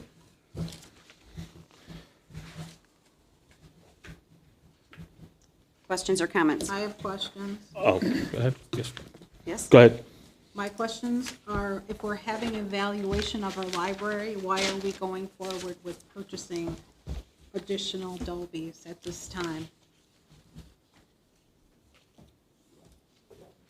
Is this additional, or is this just renewing? These are additional. Thank you for answering the question. Original. Passed 8 last month, correct? Yes. So we got 8 licenses last month. Believe we previously had 12. We went down to 8, and so the request is to go back to 12. So based off, I emailed Executive Director Rodemaker and asked for some information that I had asked on the May 17th meeting.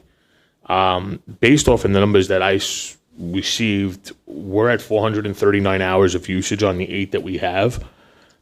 If we even just go off of 45 hours of full-time library, that's only 14% of them being in use.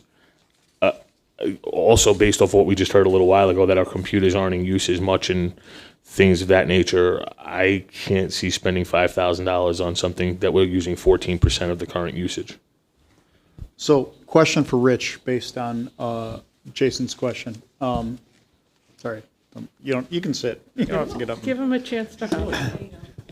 So I know a number of software licenses, and this may not be true in this case, will allow you to use a certain number simultaneously regardless of where they're used. So for example, I have a Microsoft Office license. My Office I can use on one laptop, I can use on another laptop, as long as I'm not using them on both laptops at the same time. Is there some sort of option, even if more expensive, to parse out licenses for Adobe in this way?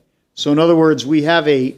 As long as we are not using more than 8 simultaneously, we can use them on as many different machines as we want. That could solve the problem potentially in a less expensive way. Yes, that would be correct. However, Adobe licenses it in a per person, so an actual human, or per machine. These particular units are for per machine, so multiple staff members can use the same machine. And so all these are service desks or office shared computers that multiple people will use. And so we can't purchase per user, and it's not about concurrent, it's about named licensing. So named licensing is tied to a physical person as opposed to a physical machine. And so with regards to the other question or the comment about the 8 that was renewed last time. 7 of those are for patron-facing devices.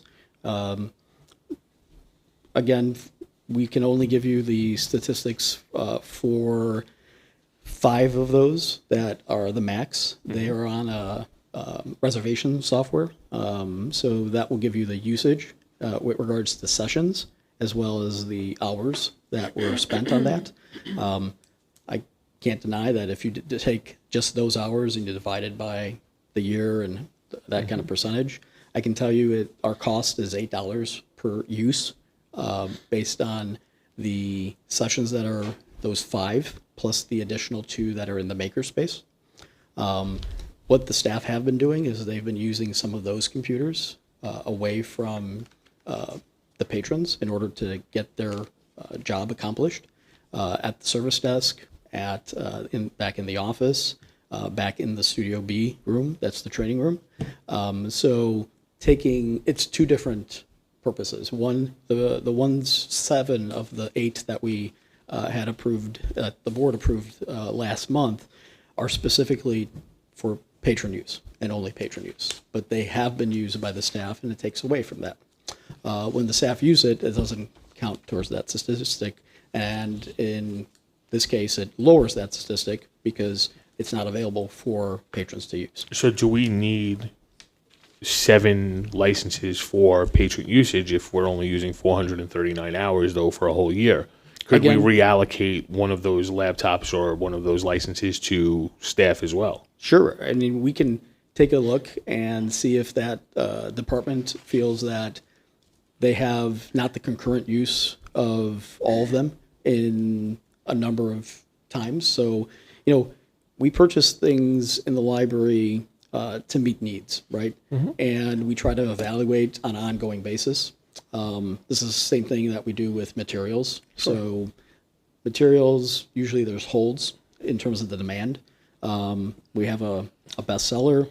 There might be 50 holds on the bestseller, and we're not going to buy 1 copy, we'll buy 10. Of course. In order to fulfill at least 20% of that. Kind of same principle is here. A little bit more expensive, of course, and a little bit longer term. Bestseller, 6 months to a year. Usually the holds go down. With technology, it's in multiple years as opposed to just multiple months. And then we can go back and I can speak to Sarah, who is the department supervisor for that, and we can evaluate some of the Macs, for example, because there's 5 of that category, and see if there is the possibility to maybe 1 or 2 of those to take away. But for our mobile, 1 is in a room. That's the green makerspace room. Yep. The PCs are in the makerspace, and as you've heard earlier today, that room is increasing to the point where we're considering expanding the room and changing the physical space and expanding it because it's just too busy and too tight in there. Of course. So right now we've pushed, in the budget documentation, you'll see that we are going to be pushing a 9th year out of our computers. So we're not looking at getting substantial numbers of computers next year with regards to all the PCs, but we are going to look at the Macs because they're end of life and we can't extend them past what we already have been. So I would recommend at this point, these particular ones are for staff use. That department is growing back to the levels that it had prior, and there's a lot of staff that have come to us and have indicated that patrons are there, they're using this technology, and they're having to take away those devices as opposed to using the staff devices that they have been in the past, and they weren't able to because we didn't renew those 4 last year. Yeah, and that's why we presented this. Yeah, I mean, I never want to take away from our community, but at the same token, 439 hours doesn't show me that our community is using these as greatly as every day that we should be looking at that. So if you take a look at that number that we we're able to give you from a statistical standpoint. What we can't give you is the number of hours. So that's off of 397 sessions for 439 hours. We have an additional 390 uses in the makerspace. And I can tell you that the makerspace and the department staff was earlier here at the meeting, but it's gotten late. Yes. So they're no longer here to confirm what I'm telling you is that that room, people spend hours in that room. I understand. And I know there's some board members that have taken opportunity to be in there. So using a statistic that is not a whole, tells the whole story, you can't really use that and then make a conjecture, Well, I need to have a statistic that I could use, though, to justify Right, spending and- $5,000 more. Right, and all. that's something that at this time we can't provide because they don't track the hours in the makerspace. They track the usage, and so there is absolutely no data to give you in order to have a proper evaluation of hours. So I would urge not to use that statistic as a definitive evaluator of the use of those patron machines because again it's incomplete. Can you mention what you told me earlier about the part of this being funded by grant and part the budget that hasn't been spent out yet? Yeah, I mean, we can, by the time these get purchased, they'll be in July. We can certainly utilize the per capita grant funds because the per capita grant funds, I believe one of the sections, Cindy, was technology, equipment and software. The next per capita, not. Right, which begins in July. And so if we make this purchase, if it's approved, we still have to make the purchase. And if that is going to be, say, July 1st or after, then it's going to come out of next year, which could be out of per capita. But why do we have to purchase them now? Why can't we just wait for the evaluation and then move forward? Because the staff, we're trying on one hand to tell the staff to do more, and then we're taking tools away.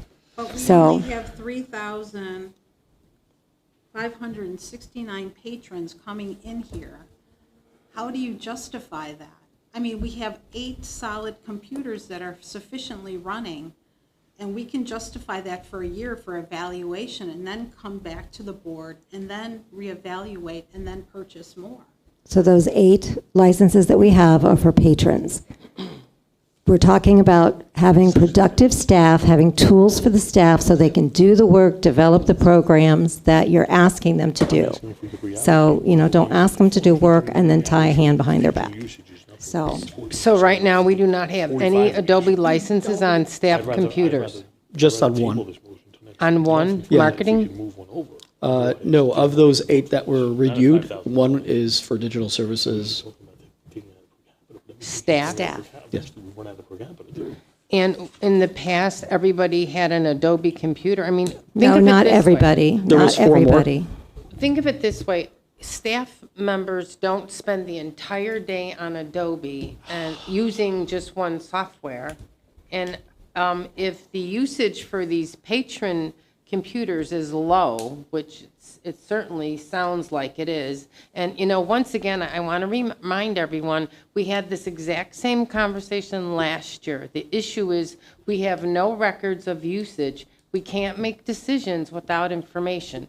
We're down patrons, and I'm not saying staff shouldn't have what they need, but I believe the 8 computers we have can somehow be worked into staff plus patron usage until we see a substantial change in the numbers. Right, I mean, we need the more evaluation. We purchased that evaluation last month, why can't we wait? Can I talk now, please? I would like to say that we're talking about bringing up our patrons coming in, and one of the board members on that side who was talking about we need to build up our programming. These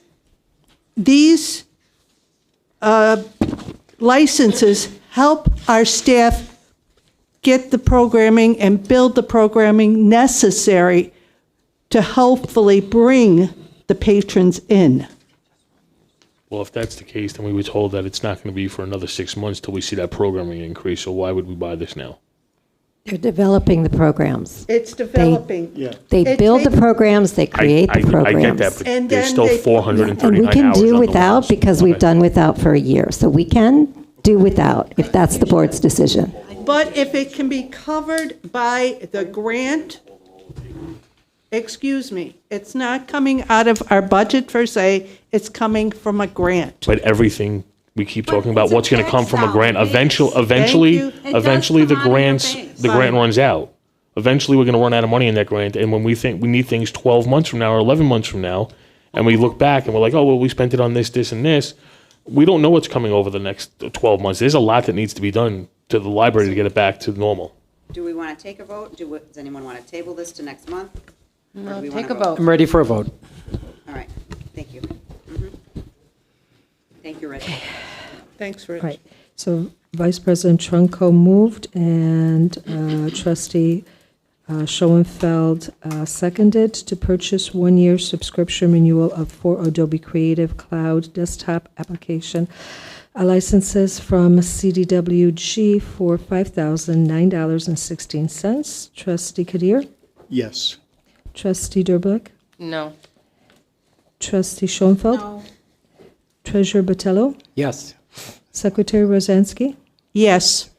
Vice President Trunko? No. President Keane? Yes. 43 passes. 4 yeses, 3 noes, passes. Before we get to the next item, Cindy, I have a question. Oh, no, I'm sorry, not till later. Okay. That's H, G. We're at G. Yes, we're at G. I motion to discuss with possible action increasing the page count for the fall 2023 newsletter, which will include program descriptions and services for the months of September, October, and November from 8 to 12 pages for a total cost of $8,244.88. Do I have a second? Second.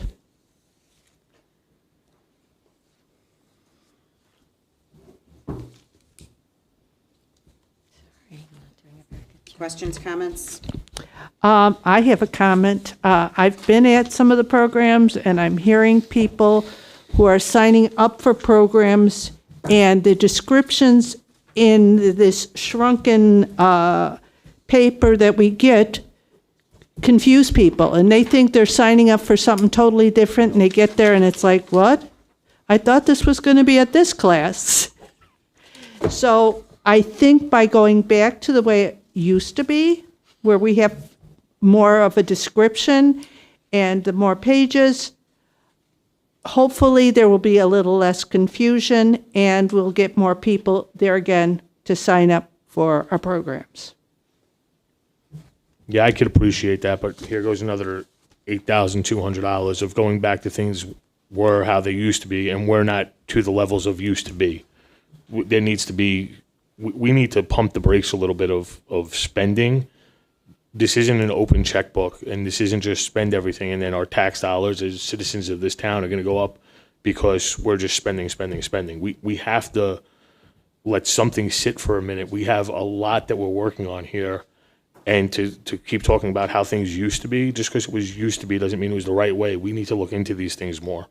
I'm not comfortable with this either. I'm agreeing. I agree with what you said about not just throwing everything back the way it was. But as far as people attending programs and things like that, I think that this is a way to get them to be coming back in more, because if they don't know about stuff, then they're not But going to come everything to is it. on the internet, Becky. We're talking about online use, online That's visits to our website are way up, and it's almost back to You the have to pre-pandemic justify a levels. balance. We should really look at pushing people more to the website then. That's right. There's more and more people on computers today. Speaking from personal experience, I don't even know about some of the programs, and I'm on the board. And so for me to get that in the mail and see it, that helps me a lot. I like getting that in the mail. Me also.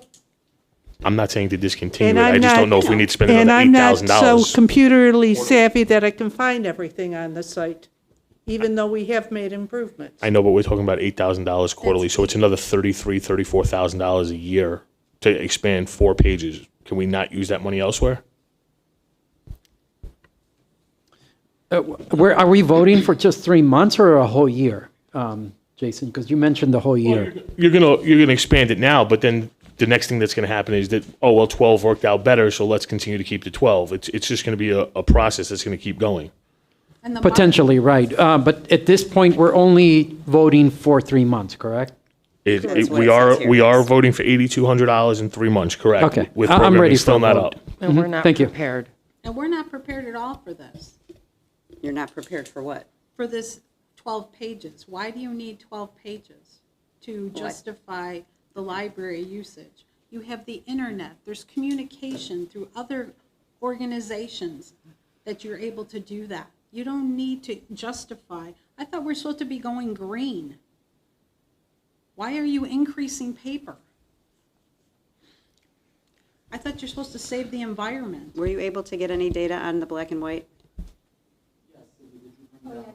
Is that what this is? Oh, because I couldn't see that difference, so. Here, did you? So if you look at where We it didn't- says I didn't pass it out the, yet, 1 second. Oh, you Can I didn't pass pass this it down? out, okay.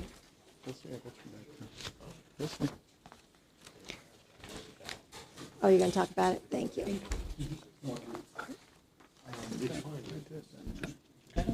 Good evening, trustees. Hi, thank you. Sorry. Can you just walk us through this? Yes, President Keene, ahead of the meeting, did request for me to get quotes for 8 pages and 12 pages if we just did it in black and white.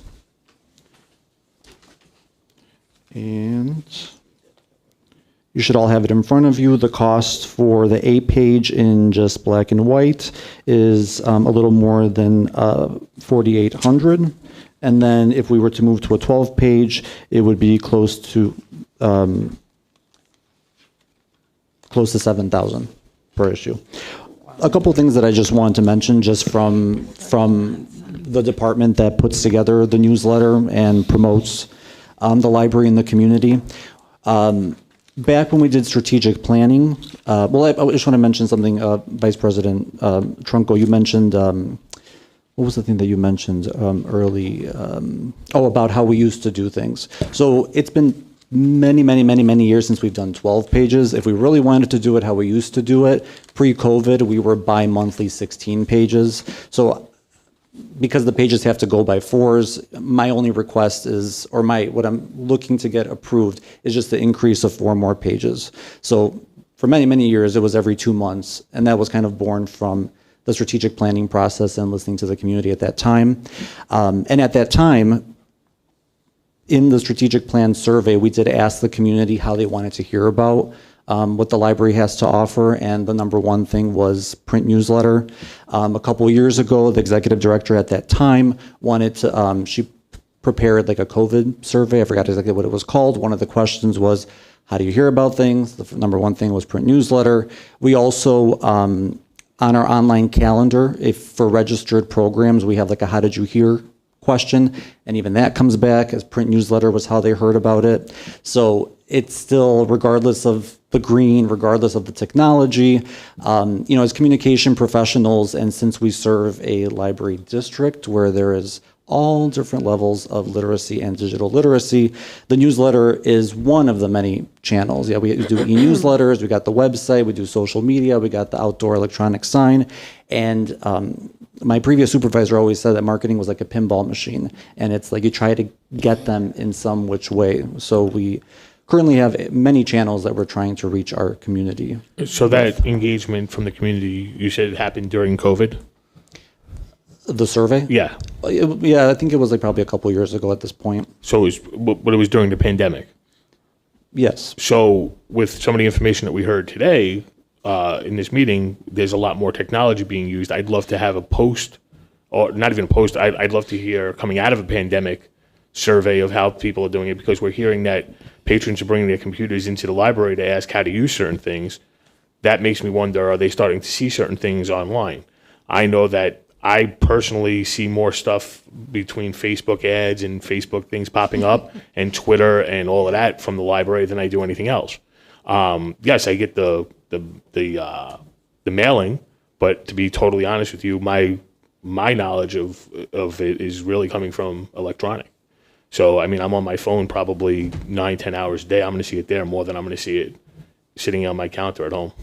Well, that's why, like I said, we are serving you by doing those kind of online channels, you know, so it's like, but we serve an older population. I mean, we Exactly. serve. How many people are It is a little seniors in the difficult being community? part of a library, probably any municipality, park But we district, just because you're heard serving the community. That We we're, have the Niles Senior Center that offers all this information, that there's adequate information, that they're communicating back and forth with the library. But are our unincorporated areas going to that specific senior center? Not coming here either. So, I mean, yes, so that does Are serve. they coming here? Do we have statistics showing that these I think patrons that are the coming? matrix survey and our strategic It plan will does. give us a lot of Yeah. information on Well, these your, signs. Vice President Trunkel, your question, that would be, your suggestion of like having a new survey, definitely in the strategic plan, because it was last time. I mean, And I want to know for my own matrix. job, you know, what, but Yeah, I'm of just course. going off of what I know right now. then I would ask President Keene if we could table this until after we have the matrix done so we could see exactly what their suggestion is and everything else. But I you need to agree. know about this for. Right. your deadline Can't for this. table, you Yeah, either what's have to your vote yes or deadline? no for the next one, because it's going to be too late. Well, what I would say is, what I'm saying? since we are just doing the one newsletter, we could talk further if there's any questions that I can get answers to before the budget workshops or whatever they're called. So, in other words, a vote yes right now is only extending it for is for the next one for 3 months. A vote no right now doesn't mean 3 months later we can't turn around and say, no, okay, well, now it's justified. Correct. I guess what my suggestion would be, since there is a mix of opinions, is when I did speak with our printer about the prices, currently we pay a little under $5,000 for the 8-pager that is full color, and he will continue to honor that price. So if we want for the fall newsletter to continue kind of business as usual, but if there are questions, we can circle back when it comes to the supervisors communicating about our budgets, if we want the winter, spring, and summer issue to be 12 pages. I have a question. Go ahead. Thank you. Wait. So the 8,244, that's if it's in color, but if we go the option to do black and white, it would be reduced by about $1,000 some dollars, right? Yes, from the Yes. quote, I that's would what I go see. black and white. Okay, so, I mean, that is a considerable savings. I do understand the need to get information, but I'm comfortable with a vote on a black and white at this point. Thank you. If I can, please, I based off of President Keene's request, I followed through on her request, but I do want to mention that we can't create a black and white newsletter in 2 seconds. You know, our newsletter deadline for it to be in the homes is August 1st. And really a black and white, you really can't take what we produce right now with the idea of full color and just, you know, turn it into black and Can't just white. grayscale it. I It think doesn't work. I think Okay. black and white will look cheap compared to what we put out now. My question for you is, if we vote to keep it as usual for this next session, then how soon would your people need to know if we want to try it in black and white so they can set it up for running it in black and white? Personally, we probably needed to know maybe weeks ago at this point, because No, I'm not saying now. I'm saying I'm sorry. if now we vote to have it go as it normally goes, per se. This way it calms down some of the people who, it doesn't. But I personally think I have no problem with it being in black and white. But how long, because you're saying you have the turnover time, when you have to have it set up in such a way so you can run it in black and white. Well, then the first one would probably be for the winter, which would be December, January, February. So you would need to know by when that we want to do it in black and white, is what I'm asking you. Would we have to vote on it in October or September? No, I think September is the next deadline for information that would need to go into the winter issue. Okay, Right, because that would have been that would technically be the first black and white one, is the winter issue. yes. So my suggestion is let's vote to keep it as is for this time since they're set up for color. Or are you set up for the 12 pages already? No, we're where we are right now. We could go either 8 or 12, but to go Okay. black and white and start from No, scratch. no, and not I right now. understand that. And then bring this up again in September, and we want to go, we can then discuss if we want to go black and white or color. Would it be possible by September, when we're going to see it, what a black and white would look like, even if it's just printed from here? Just so we have an idea of what black and white, we'll all know what the colored version looks like, but just to see a black and white version, to see how it would look? Sure, with the notion today to know that that's something that you're, yes. Yeah, just to see if we could all just see it, how it Right. would look, because I don't want to put something out to the homes that looks horrible either. Right. So, Yeah, but I do feel the information, and the more information we get them is probably, in my opinion, more important than if it's in color or not.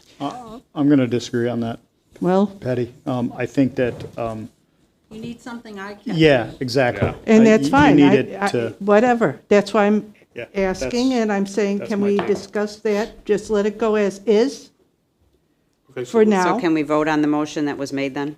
Can I ask a question, please? Thank you. Sasha, in this write-up, the requested action background, you mentioned that instead of having descriptions, you are limited to basic details of each program. Are the programs in the newsletter strictly in-person programs? No. Okay, is there a reason why the online programs need to be part of the newsletter when people who use the computer go right to the website anyway? Wouldn't that save a substantial amount of space? And then, you know, for all the years I've been on this board, we haven't really changed the newsletter. It's printed the exact same way. We've made 0 modifications.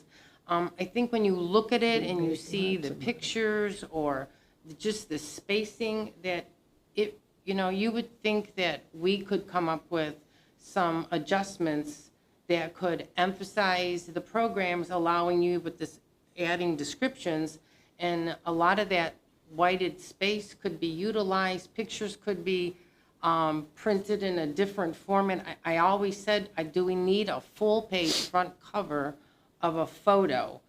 Some libraries use a portion of that to highlight, you know, some like outstanding programs. But again, I don't know why we need to put online in the newsletter if space is an issue. $8,000 is only the cost to print this. Remember, we spend, what, another $4,000 or $5,000 in postage? Not per issue.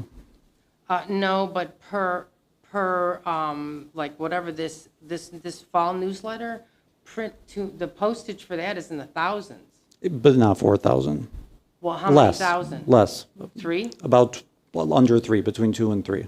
Okay, so what I'm saying is it's still a substantial amount of money. And yet, I don't think we're utilizing the newsletter as we can. As a marketing person, I'm sure you could at least think about some other ways to create that newsletter to include much more information. I think that you've been doing a great job, Sasha. Thank you. So I do appreciate that, thank Sasha. you. Trustee Derblick, you've said a few things, and I'm going to probably forget to comment on every single one. Have there been modifications? Absolutely. Have they happened since COVID? No, they've not. But we've definitely made, especially since I've been the lead of the department, this has been probably like the second or maybe even third revision of the newsletter. It has changed from going to the 16 to, we were doing some special edition newsletters when everybody was at home, and then for the past couple of years, it's been 8. I'm not talking pages. I'm talking, She's talking about the format. format of each page doesn't utilize the space as efficiently as it could. That's what I mean. And then with 8 pages and revising your the way you The create layout and everything. it could make a difference. That's what I mean. Can know I we've switched jump in with a pages and what question? have you. Sasha, so it's all about bang for your buck, right? If we had unlimited money, we could do 100 pages, and you know, obviously we can't, right? So the bump from 8 to 12, there's a certain advantage to that. There's, you know, we could give more details about programming. How, you know, yes, that's going to influence a certain number of people, but in terms of bang for your buck, is it going to potentially be just as influential to say, hey, here's our brief description of the programs, and if you want more information, go to our webpage, this link, type it in. 80 people who see that program and say, hey, I want more information, I'll go to the webpage. 20 people are like, I don't know how to get on the computer, forget it, I won't. Maybe those 20 people, maybe 15 of them will still show up because they'll be like, okay, it looks good enough, and they won't look at the details. And the other 5 are going to say, forget it, last time I went. Like, basically, do we have a sense of if we're spending an extra, an extra 3,200, and then postage is going to increase, your bigger newsletter, it's going to cost more to mail too. If we're spending that extra money, is that the best use of the money, or can we devote those resources elsewhere, like, for example, digital marketing? Like, I just don't know what the trade-off is, and that's what I'm not hearing, that I'm hearing a sense that, yes, it's beneficial, but we don't have a real good sense right now of how beneficial. Like, how many more people are going to show up if we do this? That's the ultimate bottom line, right? Right, and I could put together some statistics from the calendar of How Did You Hear to see where we stand as of today, if the newsletter is still the most popular, but that's how it's been historically. We do right now have a blurb that says for full descriptions to go to our website, so it is there. But we don't list every program in that letter.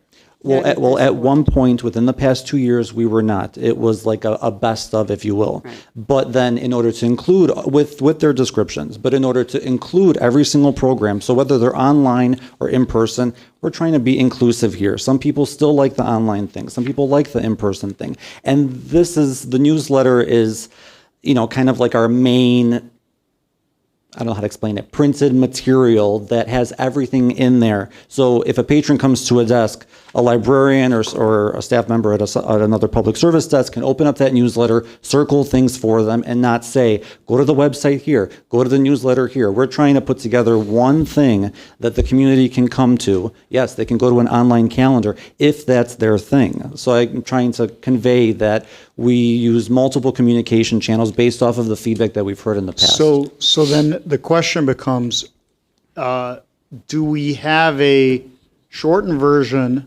which we put out in the mail, the 8-pager, and then do we have, say, the 12-pager version? I mean, I imagine you can make those 4 pages self-extracting. Like if you removed them, they'll be kind of self-contained. And do we have a more expanded version for people who actually come to the library? If you want the expanded newsletter, come pick it up. It's free at the library. How would they know that, though? Pardon? How would people know that? Put it in the newsletter. Say, for more details, visit the webpage or pick up a program letter in the library or something like that. Can I see what I'm make a saying? suggestion? Why don't we vote, like I had said before, to keep it the way we have it now, and then we can discuss this after the budget, after whatever else, and we figure out what we're doing, if we're going to change it. Let me just give some examples from my own professional experience at this, and then we can vote. As far as the online programs being in the paper newsletter, there could be people, and they could be seniors that don't go to the senior center that want to learn how to do things online. And they're not going to be able to see that online if they don't know how to use the online. So the only way they're going to figure that out is if they see it in print. And then as far as, when I'm at the desk at work and people come up and ask me, and this has been happening 500 times every day right now because it's summer, what programs do you have for my kid today? Or what programs do you have for my kid this summer? We had these booklets printed out with all of our programs for the summer that didn't go out in the mail, but we had them at the desk, and we ran out of them. We had like 1,000 of them. And we ran out of them, and then people would be like, do you have something with all the programs? And I'd be like, no, sorry, go to the website. And they're like, oh. And they're never going to the website because, and these are parents. Right. Huh? Well, then you have to print more, right? So we did have to print more, but in the meantime, we had to wait like 10 days, and it was a mess. So I'm just trying to explain how valuable these kinds of things can be. I'm totally agreeing with the value, and that's what I'm saying, that you as a librarian at the desk, to send it to me, to somebody who gets everything online, like I wouldn't even get my agenda, my packet materials in print if I didn't need to look at it during the meeting. Right. I'm on everything online. For me, sending me a 12-page newsletter is completely useless. Like, I just look at the website and see what I need to see. And that may be true for a certain percentage of the population. Not as high as you might think.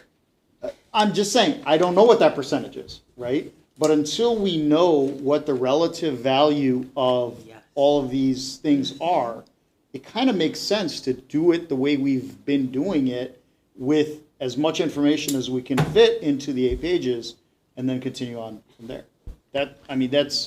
And have an expanded version, like you said, essentially a program booklet that someone at a desk can hand out, because the person who's coming to the desk and asking, what do you have for my kids? They're not ignoring, there's a reason they're asking, right? Right. So they're not me who's just going in online and figuring it out myself. They're coming and asking you, so, well, now I can hand you something. Yes. But if I could interject, at the park, they have actual brochures, and they say desk copy, and everything is there. So if you need to go to a particular event, the desk copy is there for your patrons to look at. That's exactly Right, what but I'm the saying. Park District also sends out, I'm not even sure, probably a 40-page catalog, Yeah, at least a they few do. times a They year, that send has out- everything They and descriptions. So, I mean, And it is the more village like a does 4 catalog. times a year as well. I'm But not they sure. have a different budget. I understand that, but I'm just going off of the other tax-paying entities. I mean, the village, I think, sends 4 times a year, 12 pages. All right, so shall we vote on this motion as it is? Can we? Or are we Becky, going to? may I ask, I want to just Sasha a question. If we were to table this motion as it is, would you be able to produce a black and white version of our potential newsletter for us to look through for the next meeting? Would it take longer to get that? He said it wouldn't be possible for this term. But he's probably asking for the future, which Vice President Trunco Right. asked, and we decided that by September, we would be able to put together a prototype. So potentially between now, like, we can look, for example, you could then look, get the statistics that we currently have now on the patrons coming in and asking, and then in September, bring in a sample, and then use the statistics from this month to compare whenever, if we decide to purchase, right? Right. So that then we can address what Omir is asking, was there value in that, making that purchase? Okay. But why can't we just wait for the evaluation that we just? I think that's what we're proposing. Yeah, that's what we should. Well, there's I think motion. that's what the proposal is. I mean, let's just vote on this. Let's take a vote on the motion that's on the table. So And if the you vote on the motion motion is on the for table, 8 doesn't- pages. it only binds you for the next one, it doesn't bind you forever. Yes, just for the next one. Do Yeah. the 8 pages. So you can withdraw the motion and just leave things as they are and discuss it in the budget. Or you just vote on the motion. You can just Yeah, vote the on the budget motion. is coming up. Withdraw the We can motion discuss versus it. voting no on the motion is the same thing. Let's just vote. Same effect. Let's just vote. Call the roll, please. Thank you. All right, so President Keene moved, Secretary Rosansky seconded to increase the page count for the fall 2023 newsletter, which will include program descriptions and services for the months of September, October, and November, from 8 to 12 pages for a total cost of $8,244.88. Trustee Kadir? No, excuse me, for 8 pages, not the 8 or 12, or to 12. Well, this was to No, move that's it the from motion. 8 to 12. Oh, was to increase it, okay, Yes. okay, I misunderstood. No worries, thank you so Okay. much. Yeah, it is from 8 to 12 pages. Trustee Kadir, you voted no? No. Trustee Derblick? Just to clarify, this is for the 12 pages? No, Yes. you're voting to increase from 8 to 12. Okay, no. Trustee Schoenfeld? No, Treasurer Botello? No. Secretary Rosansky?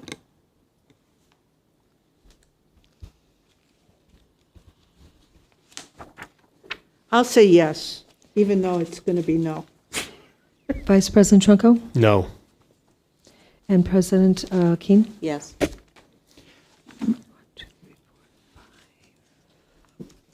So it comes out to no. No. 1, 2, 3, 4, 5. So now we have to, Five now it no's will and 2 automatically yeses. be 8 pages, if I'm understanding this? Yes, it'll be 8. Fine. If I could just make one more comment, it really has nothing to do with the vote, but just kind of thinking about hearing the feedback about black and white and such. We've been investing a lot of our time into some really, really, really beautiful photography. And for some of the trustees that weren't on the board last year, my team and I won a $10,000 grant for an open house that more than just my team put together. So from those funds, we've been working with a local photographer on capturing moments at the library. She was at the kickoff. Yesterday, she was doing a whole slew of our digital services downstairs. There was classes going on, the computer help and such. And just to be truly, truly honest, I mean, I don't put this newsletter under my bed, you know what I mean, under my pillow. So it's like whatever happens, happens. But based off of the investment that we're making in beautiful, beautiful photography, they're just, I mean, it's going to look like Three Stooges. So what I would just like to, if the trustees, if the board could be open for the next fiscal year, if we could just continue with the 8 pages, maybe going back to the drawing board, you know what I mean, a little bit with what we have. I cannot promise that every single program is going to be in there, but maybe we can do something a little different to be more encompassing.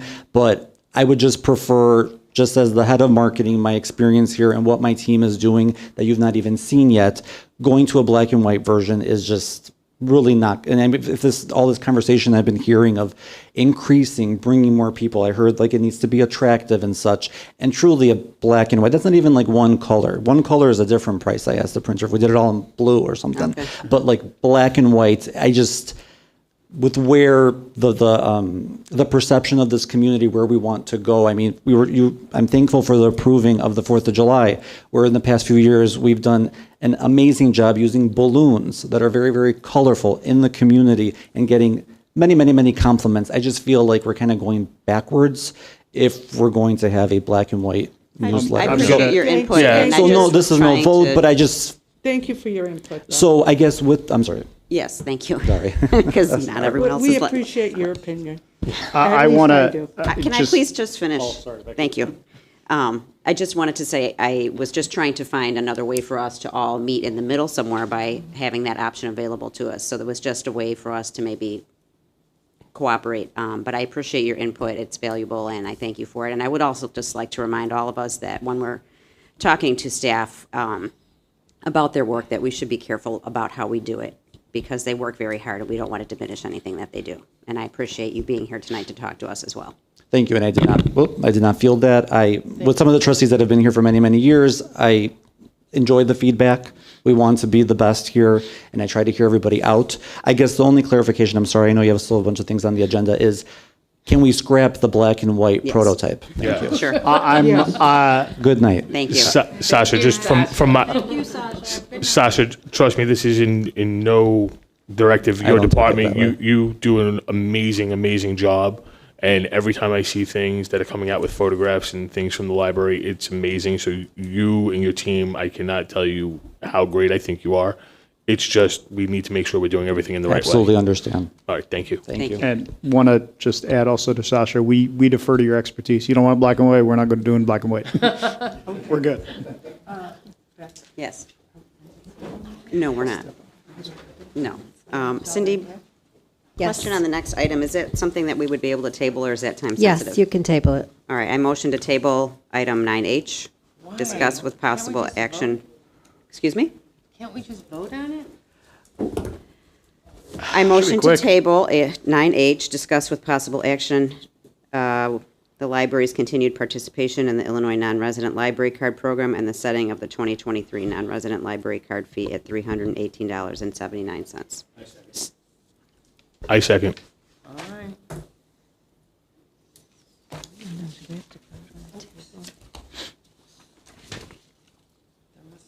I think we should table the second one, too. Probably table all.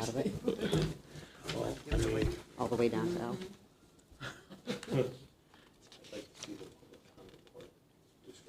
Discuss, number I should be tabled also. Can we table more than one thing at a time, or do we have to do it individually? You'd have to amend the motion. Let me see. Table a motion. Need the second. Do you have a You question have to down there? vote, you have to vote on tabling. Yeah, you got to vote on Because no table. one else wants to sit back down. Okay. What happened? So we just, we'll vote on H, Okay. tabling H. Sure. We have to vote to table anything that we want to do Yeah, individually? that's what Okay. it says here, yeah. Well, I don't know about individually, but whatever you decide to Do you want me to table. read it? No, Or do you want to just, read it, just or- call the roll. Just call the roll, I okay. think we could table one. So for H, it has to do with the library cards. Yes. We are tabling it, and trustee Kadir, Yes. trustee Dublik, Yes. trustee Schoenfeld, Yes.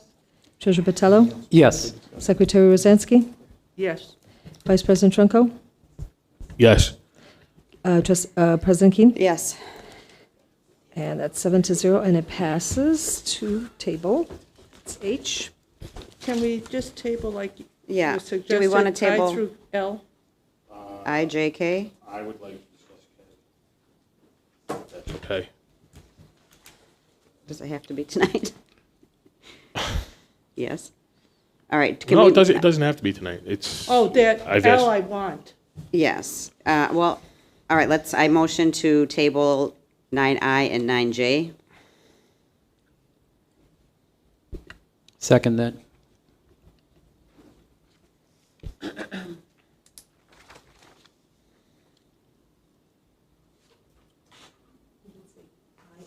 Yes.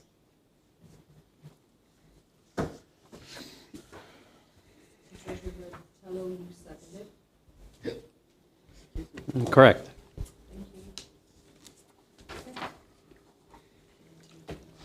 Just, no, together. For I and J to table it, trustee Kadir, or President Keen moved, and treasurer Botello seconded for I and J to table. And that is trustee Kadir? Okay, stepped out. Trustee Dublik? Yes. Trustee Schoenfeld? Yes. Treasurer Botello? Yes. Secretary Rosansky? Yes. Vice President Trunko? Yes.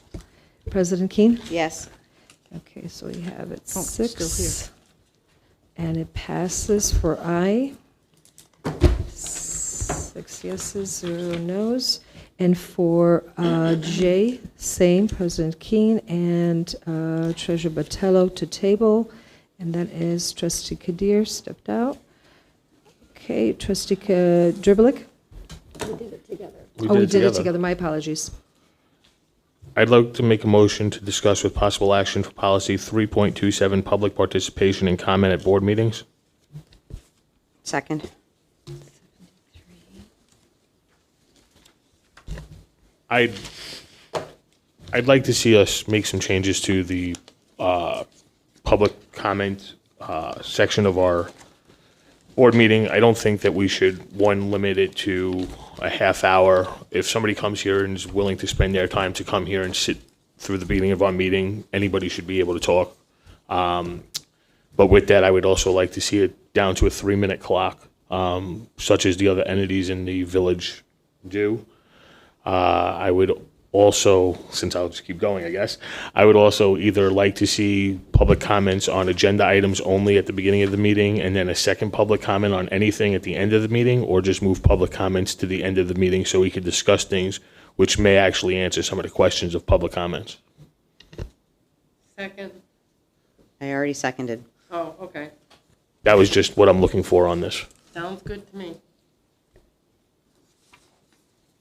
Can you say the part about switching? I got the 30-minute no limit, the 3-minute limit, and then after that, can you just say it again? To either hold 2 public comment sessions, one in the beginning of the meeting on agenda items only, and then one at the end of the meeting on anything, or we just move it to the end of the meeting, public comments, where we could potentially be answering some of the questions and public comment. You know, a lot of times I hear public comments in these meetings over the last 2 years watching them. And then throughout the meeting, things are answered. And then I even have more questions after the fact of us discussing it, because it's, you know, you're discussing things up here as a board, and you're giving more information out that maybe the public hasn't viewed. I just feel, I'm worried that if some people have questions that they have to wait to the end for, and they can't stay that long, then Yeah. they don't get to ask their question. Well, that's fine. Then we could do the option of the one in the beginning and one at the end where it's on agenda items, and then. But what if it's not on an agenda item and they can't stay to the end? That goes at the end. I mean, that's. I mean, I have no problem with the 30-minute time limit not being a thing, and then the 3 minutes per person, but I'm worried that it's going to exclude some people if we make them wait till the end. A lot of people, I think. Well, yeah. That's just my thought. I mean, it's half one, a dozen the other. It's, you could be cutting people out that can't get here by 7 o'clock as well. So, but you're also, again, Right, that's just, I would like to see that move from the beginning of the meeting. There's other reasons, because of some stuff I've seen over the last few years. It's, a lot of times it sets the meeting off on a negative foot versus allowing us to have a positive meeting. It could put potential trustees in a different space because of some of these comments. I would like to see it moved. I have a question. Jason, specifically to moving some of the public comments towards the end of the meeting, we've been running meetings very late quite often. Does that mean we're going to extend the hours of the library to accommodate those late meetings that we have? The meetings are running late, like you said, as it is, but at some point, these meetings aren't going to run that long. And that would be the hope is that you also don't have a lot of, for lack of better words, nonsense just being thrown in there to fill space and make other people wait. I think that if they have something to say about the agenda, I think it's important that we hear that before. But if it's other stuff of people's opinions and certain stuff that's not really relevant and maybe attacks on trustees or stuff, I don't think we need to hear that in the beginning of the meeting. Yeah, well, I hear that. I'm just concerned about, us needing somebody at the door when our meetings run late. I don't mind that people come in. I just want to make sure that we consider that into the budget, what the implications are going to be on that. It's salaried employees, so there's no difference in the pay, I believe is what we talked about doing with that, correct? Some of them we are can- salary, some of them are not. We can do that once we fill the supervisor of maintenance, but currently it is maintenance staff hourly. Have been doing it. Okay.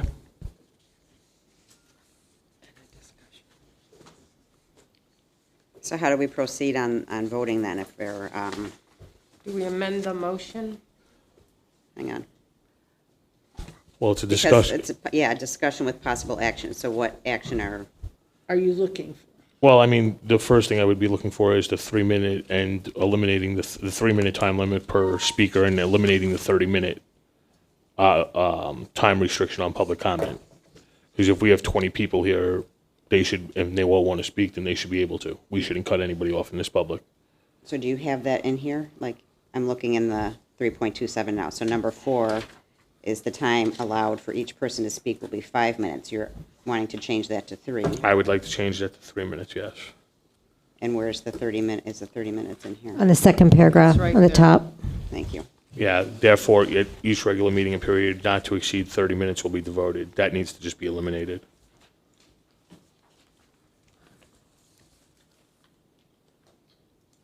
I would be okay, it's also in It's also number 1. It's also in paragraph 1, yeah. I would be okay just amending that for right now and then revisiting where we could potentially move or what we could do for moving public comments.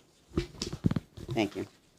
So I'll amend the motion. I'd like to make a motion to eliminate the time period of not to exceed 30 minutes to public comment and also amend the time for each public commenter from 5 minutes to 3 minutes. Second. If I could just, if we're changing this policy, if we could remove the third sentence in number 1, people are not required to provide their name, address to make a public comment. So we need to take that out if we're going to change this. What is it, that people aren't required? No, no one is required to say who they are or where they live I to would- speak. I'd still like them to say I mean, who that's they the are. law. So you're saying we don't need a sign-up sheet? No, No, a sign-up sheet is not required. you don't need to, they don't need to say. If it's who not they are. required, it doesn't mean that it's a violation if we do it, correct?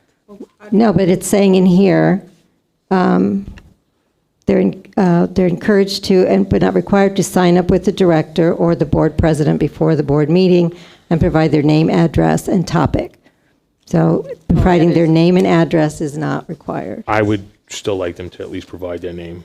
Other entities in this village do the same exact thing. There's a sign-up sheet, and they all ask them to please state their name and the city that they're from. So I have no problems asking somebody They to don't say, have to put what they're going to talk about. yeah, we don't need to know what they're Yeah. going to talk about, but Just so you know what order they're signing up. Yeah, I mean, if they want to speak, they can sign up, Yeah. but they're not required to, use their name. Contact you So, or yeah, I get it. I would take that out, but we should still have. I mean, the it's a sign-up. deterrent to some people, maybe, if it says in here that they have No, to you're right. give their You're name right. and address, But yeah, it's always sort of been needed to be changed. I'm not going to include that in the motion that I'm making. Wait, where's the, hold on, let me find that comment now. Okay, got it. I'm going to stay with the current motion that I made to eliminate the 30-minute time period and to change the 5 minutes for each public commenter to 3 minutes. And that was already seconded by President Keene.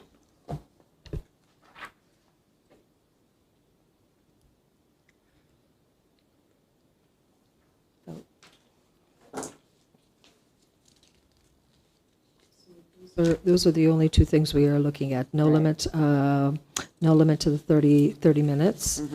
And then change it from 5 minutes to 3 minutes. And Vice President Trunka moved, President Keene second, and that is policy 3.27, public participation and comments at the board meeting. And Trustee Kadir? Yes. Trustee Dublik? Yes. Trustee Schoenfeld? Yes. Treasurer Botello? Yes. Secretary Rosansky? Yeah, Vice President Trunko? Yes. President Keene? Yes. 7-0 passes.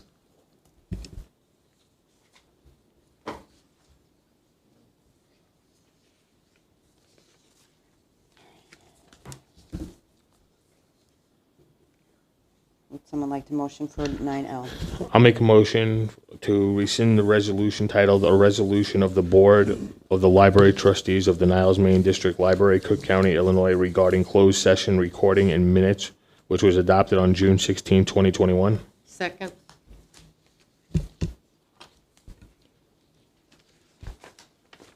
Any comments?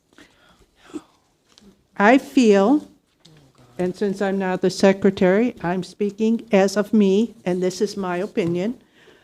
I feel the tapes are safe and secure in the library's custody, and they're safe, and do not want the responsibility of having them in my house, which is what our former secretary wanted. I do not want the responsibility of having them in my house.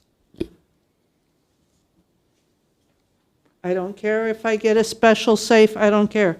I feel they're secure in the library. I feel safer with them being at the library. Thank you. Shall we vote? Yep.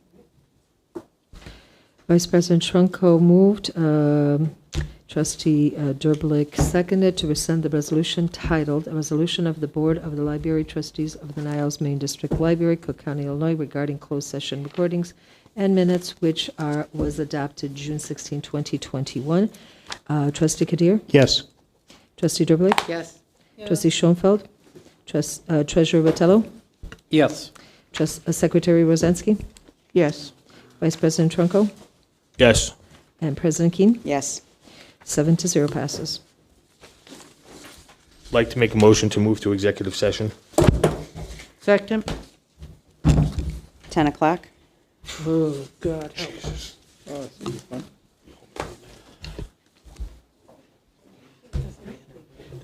Okay, to move to executive session, Vice President Trunko moved, Secretary Rosansky seconded. Trustee Kadir? Yes. Trustee Derblick? Yes. Trustee Schoenfeld? Treasurer Vitello? Yes. Secretary Rosansky? Yes. Vice President Trunko? Yes. And President Keene? Yes. 7-0. 10:01. Thank you. What am I 10:01. getting out of this? I have a business card. That's cool.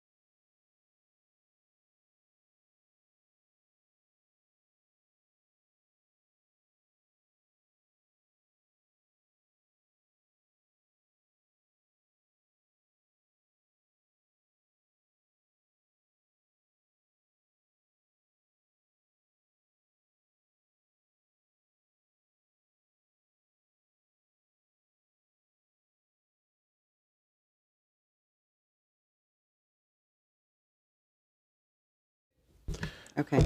I'd like to make a motion to go back into open session at 12:25 a.m. on Thursday, June 22nd. Second. We just come back into session with a roll call. Okay. Trustee Kadir. Trustee Derblick. Yes. Trustee Schoenfeld. Not here. She didn't go. Trustee Botello. Yes. Trustee Rosansky. Here. Trustee Trunko. Yes. Trustee Keene. Yes. Oh, I don't even, are we on other? I didn't even bring my agenda out. Yeah, I think the next item on the agenda is other. Oh, any actions taken in executive session. There was, We took no action. We did not take any action. No action. So number 12, other. does anybody have any other? I have one question. Okay. Have we decided when the Decennial shared drive is going to be available? Is there a status on that? Rich. Yes, so our developer is working on that. I don't have an ETA. I hope to have a meeting this Friday with him to get that information. And what type of shared drive is it that he's So creating? we're building a SharePoint site for SharePoint? the board. Okay. Which would include the Decennial committee and anything else that the board would come up with. So in addition to like your OneDrive, this would be a communal area for just the board members, and then specifically for the Decennial committee, the members of that committee.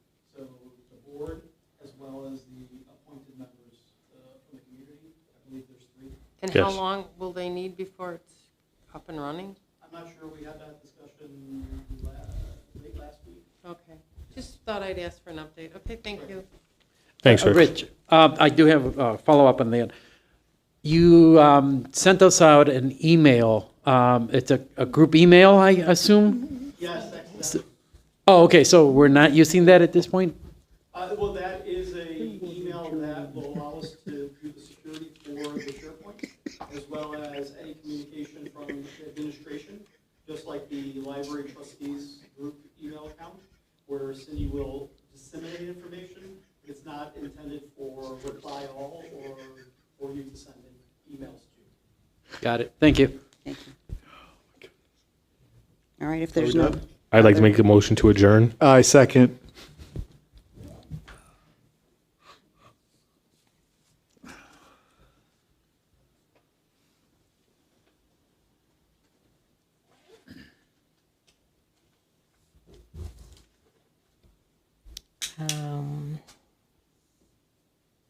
Trustee Kadir.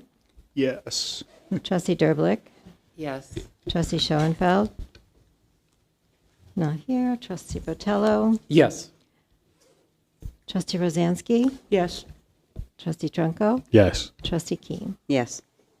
Meeting 12:28.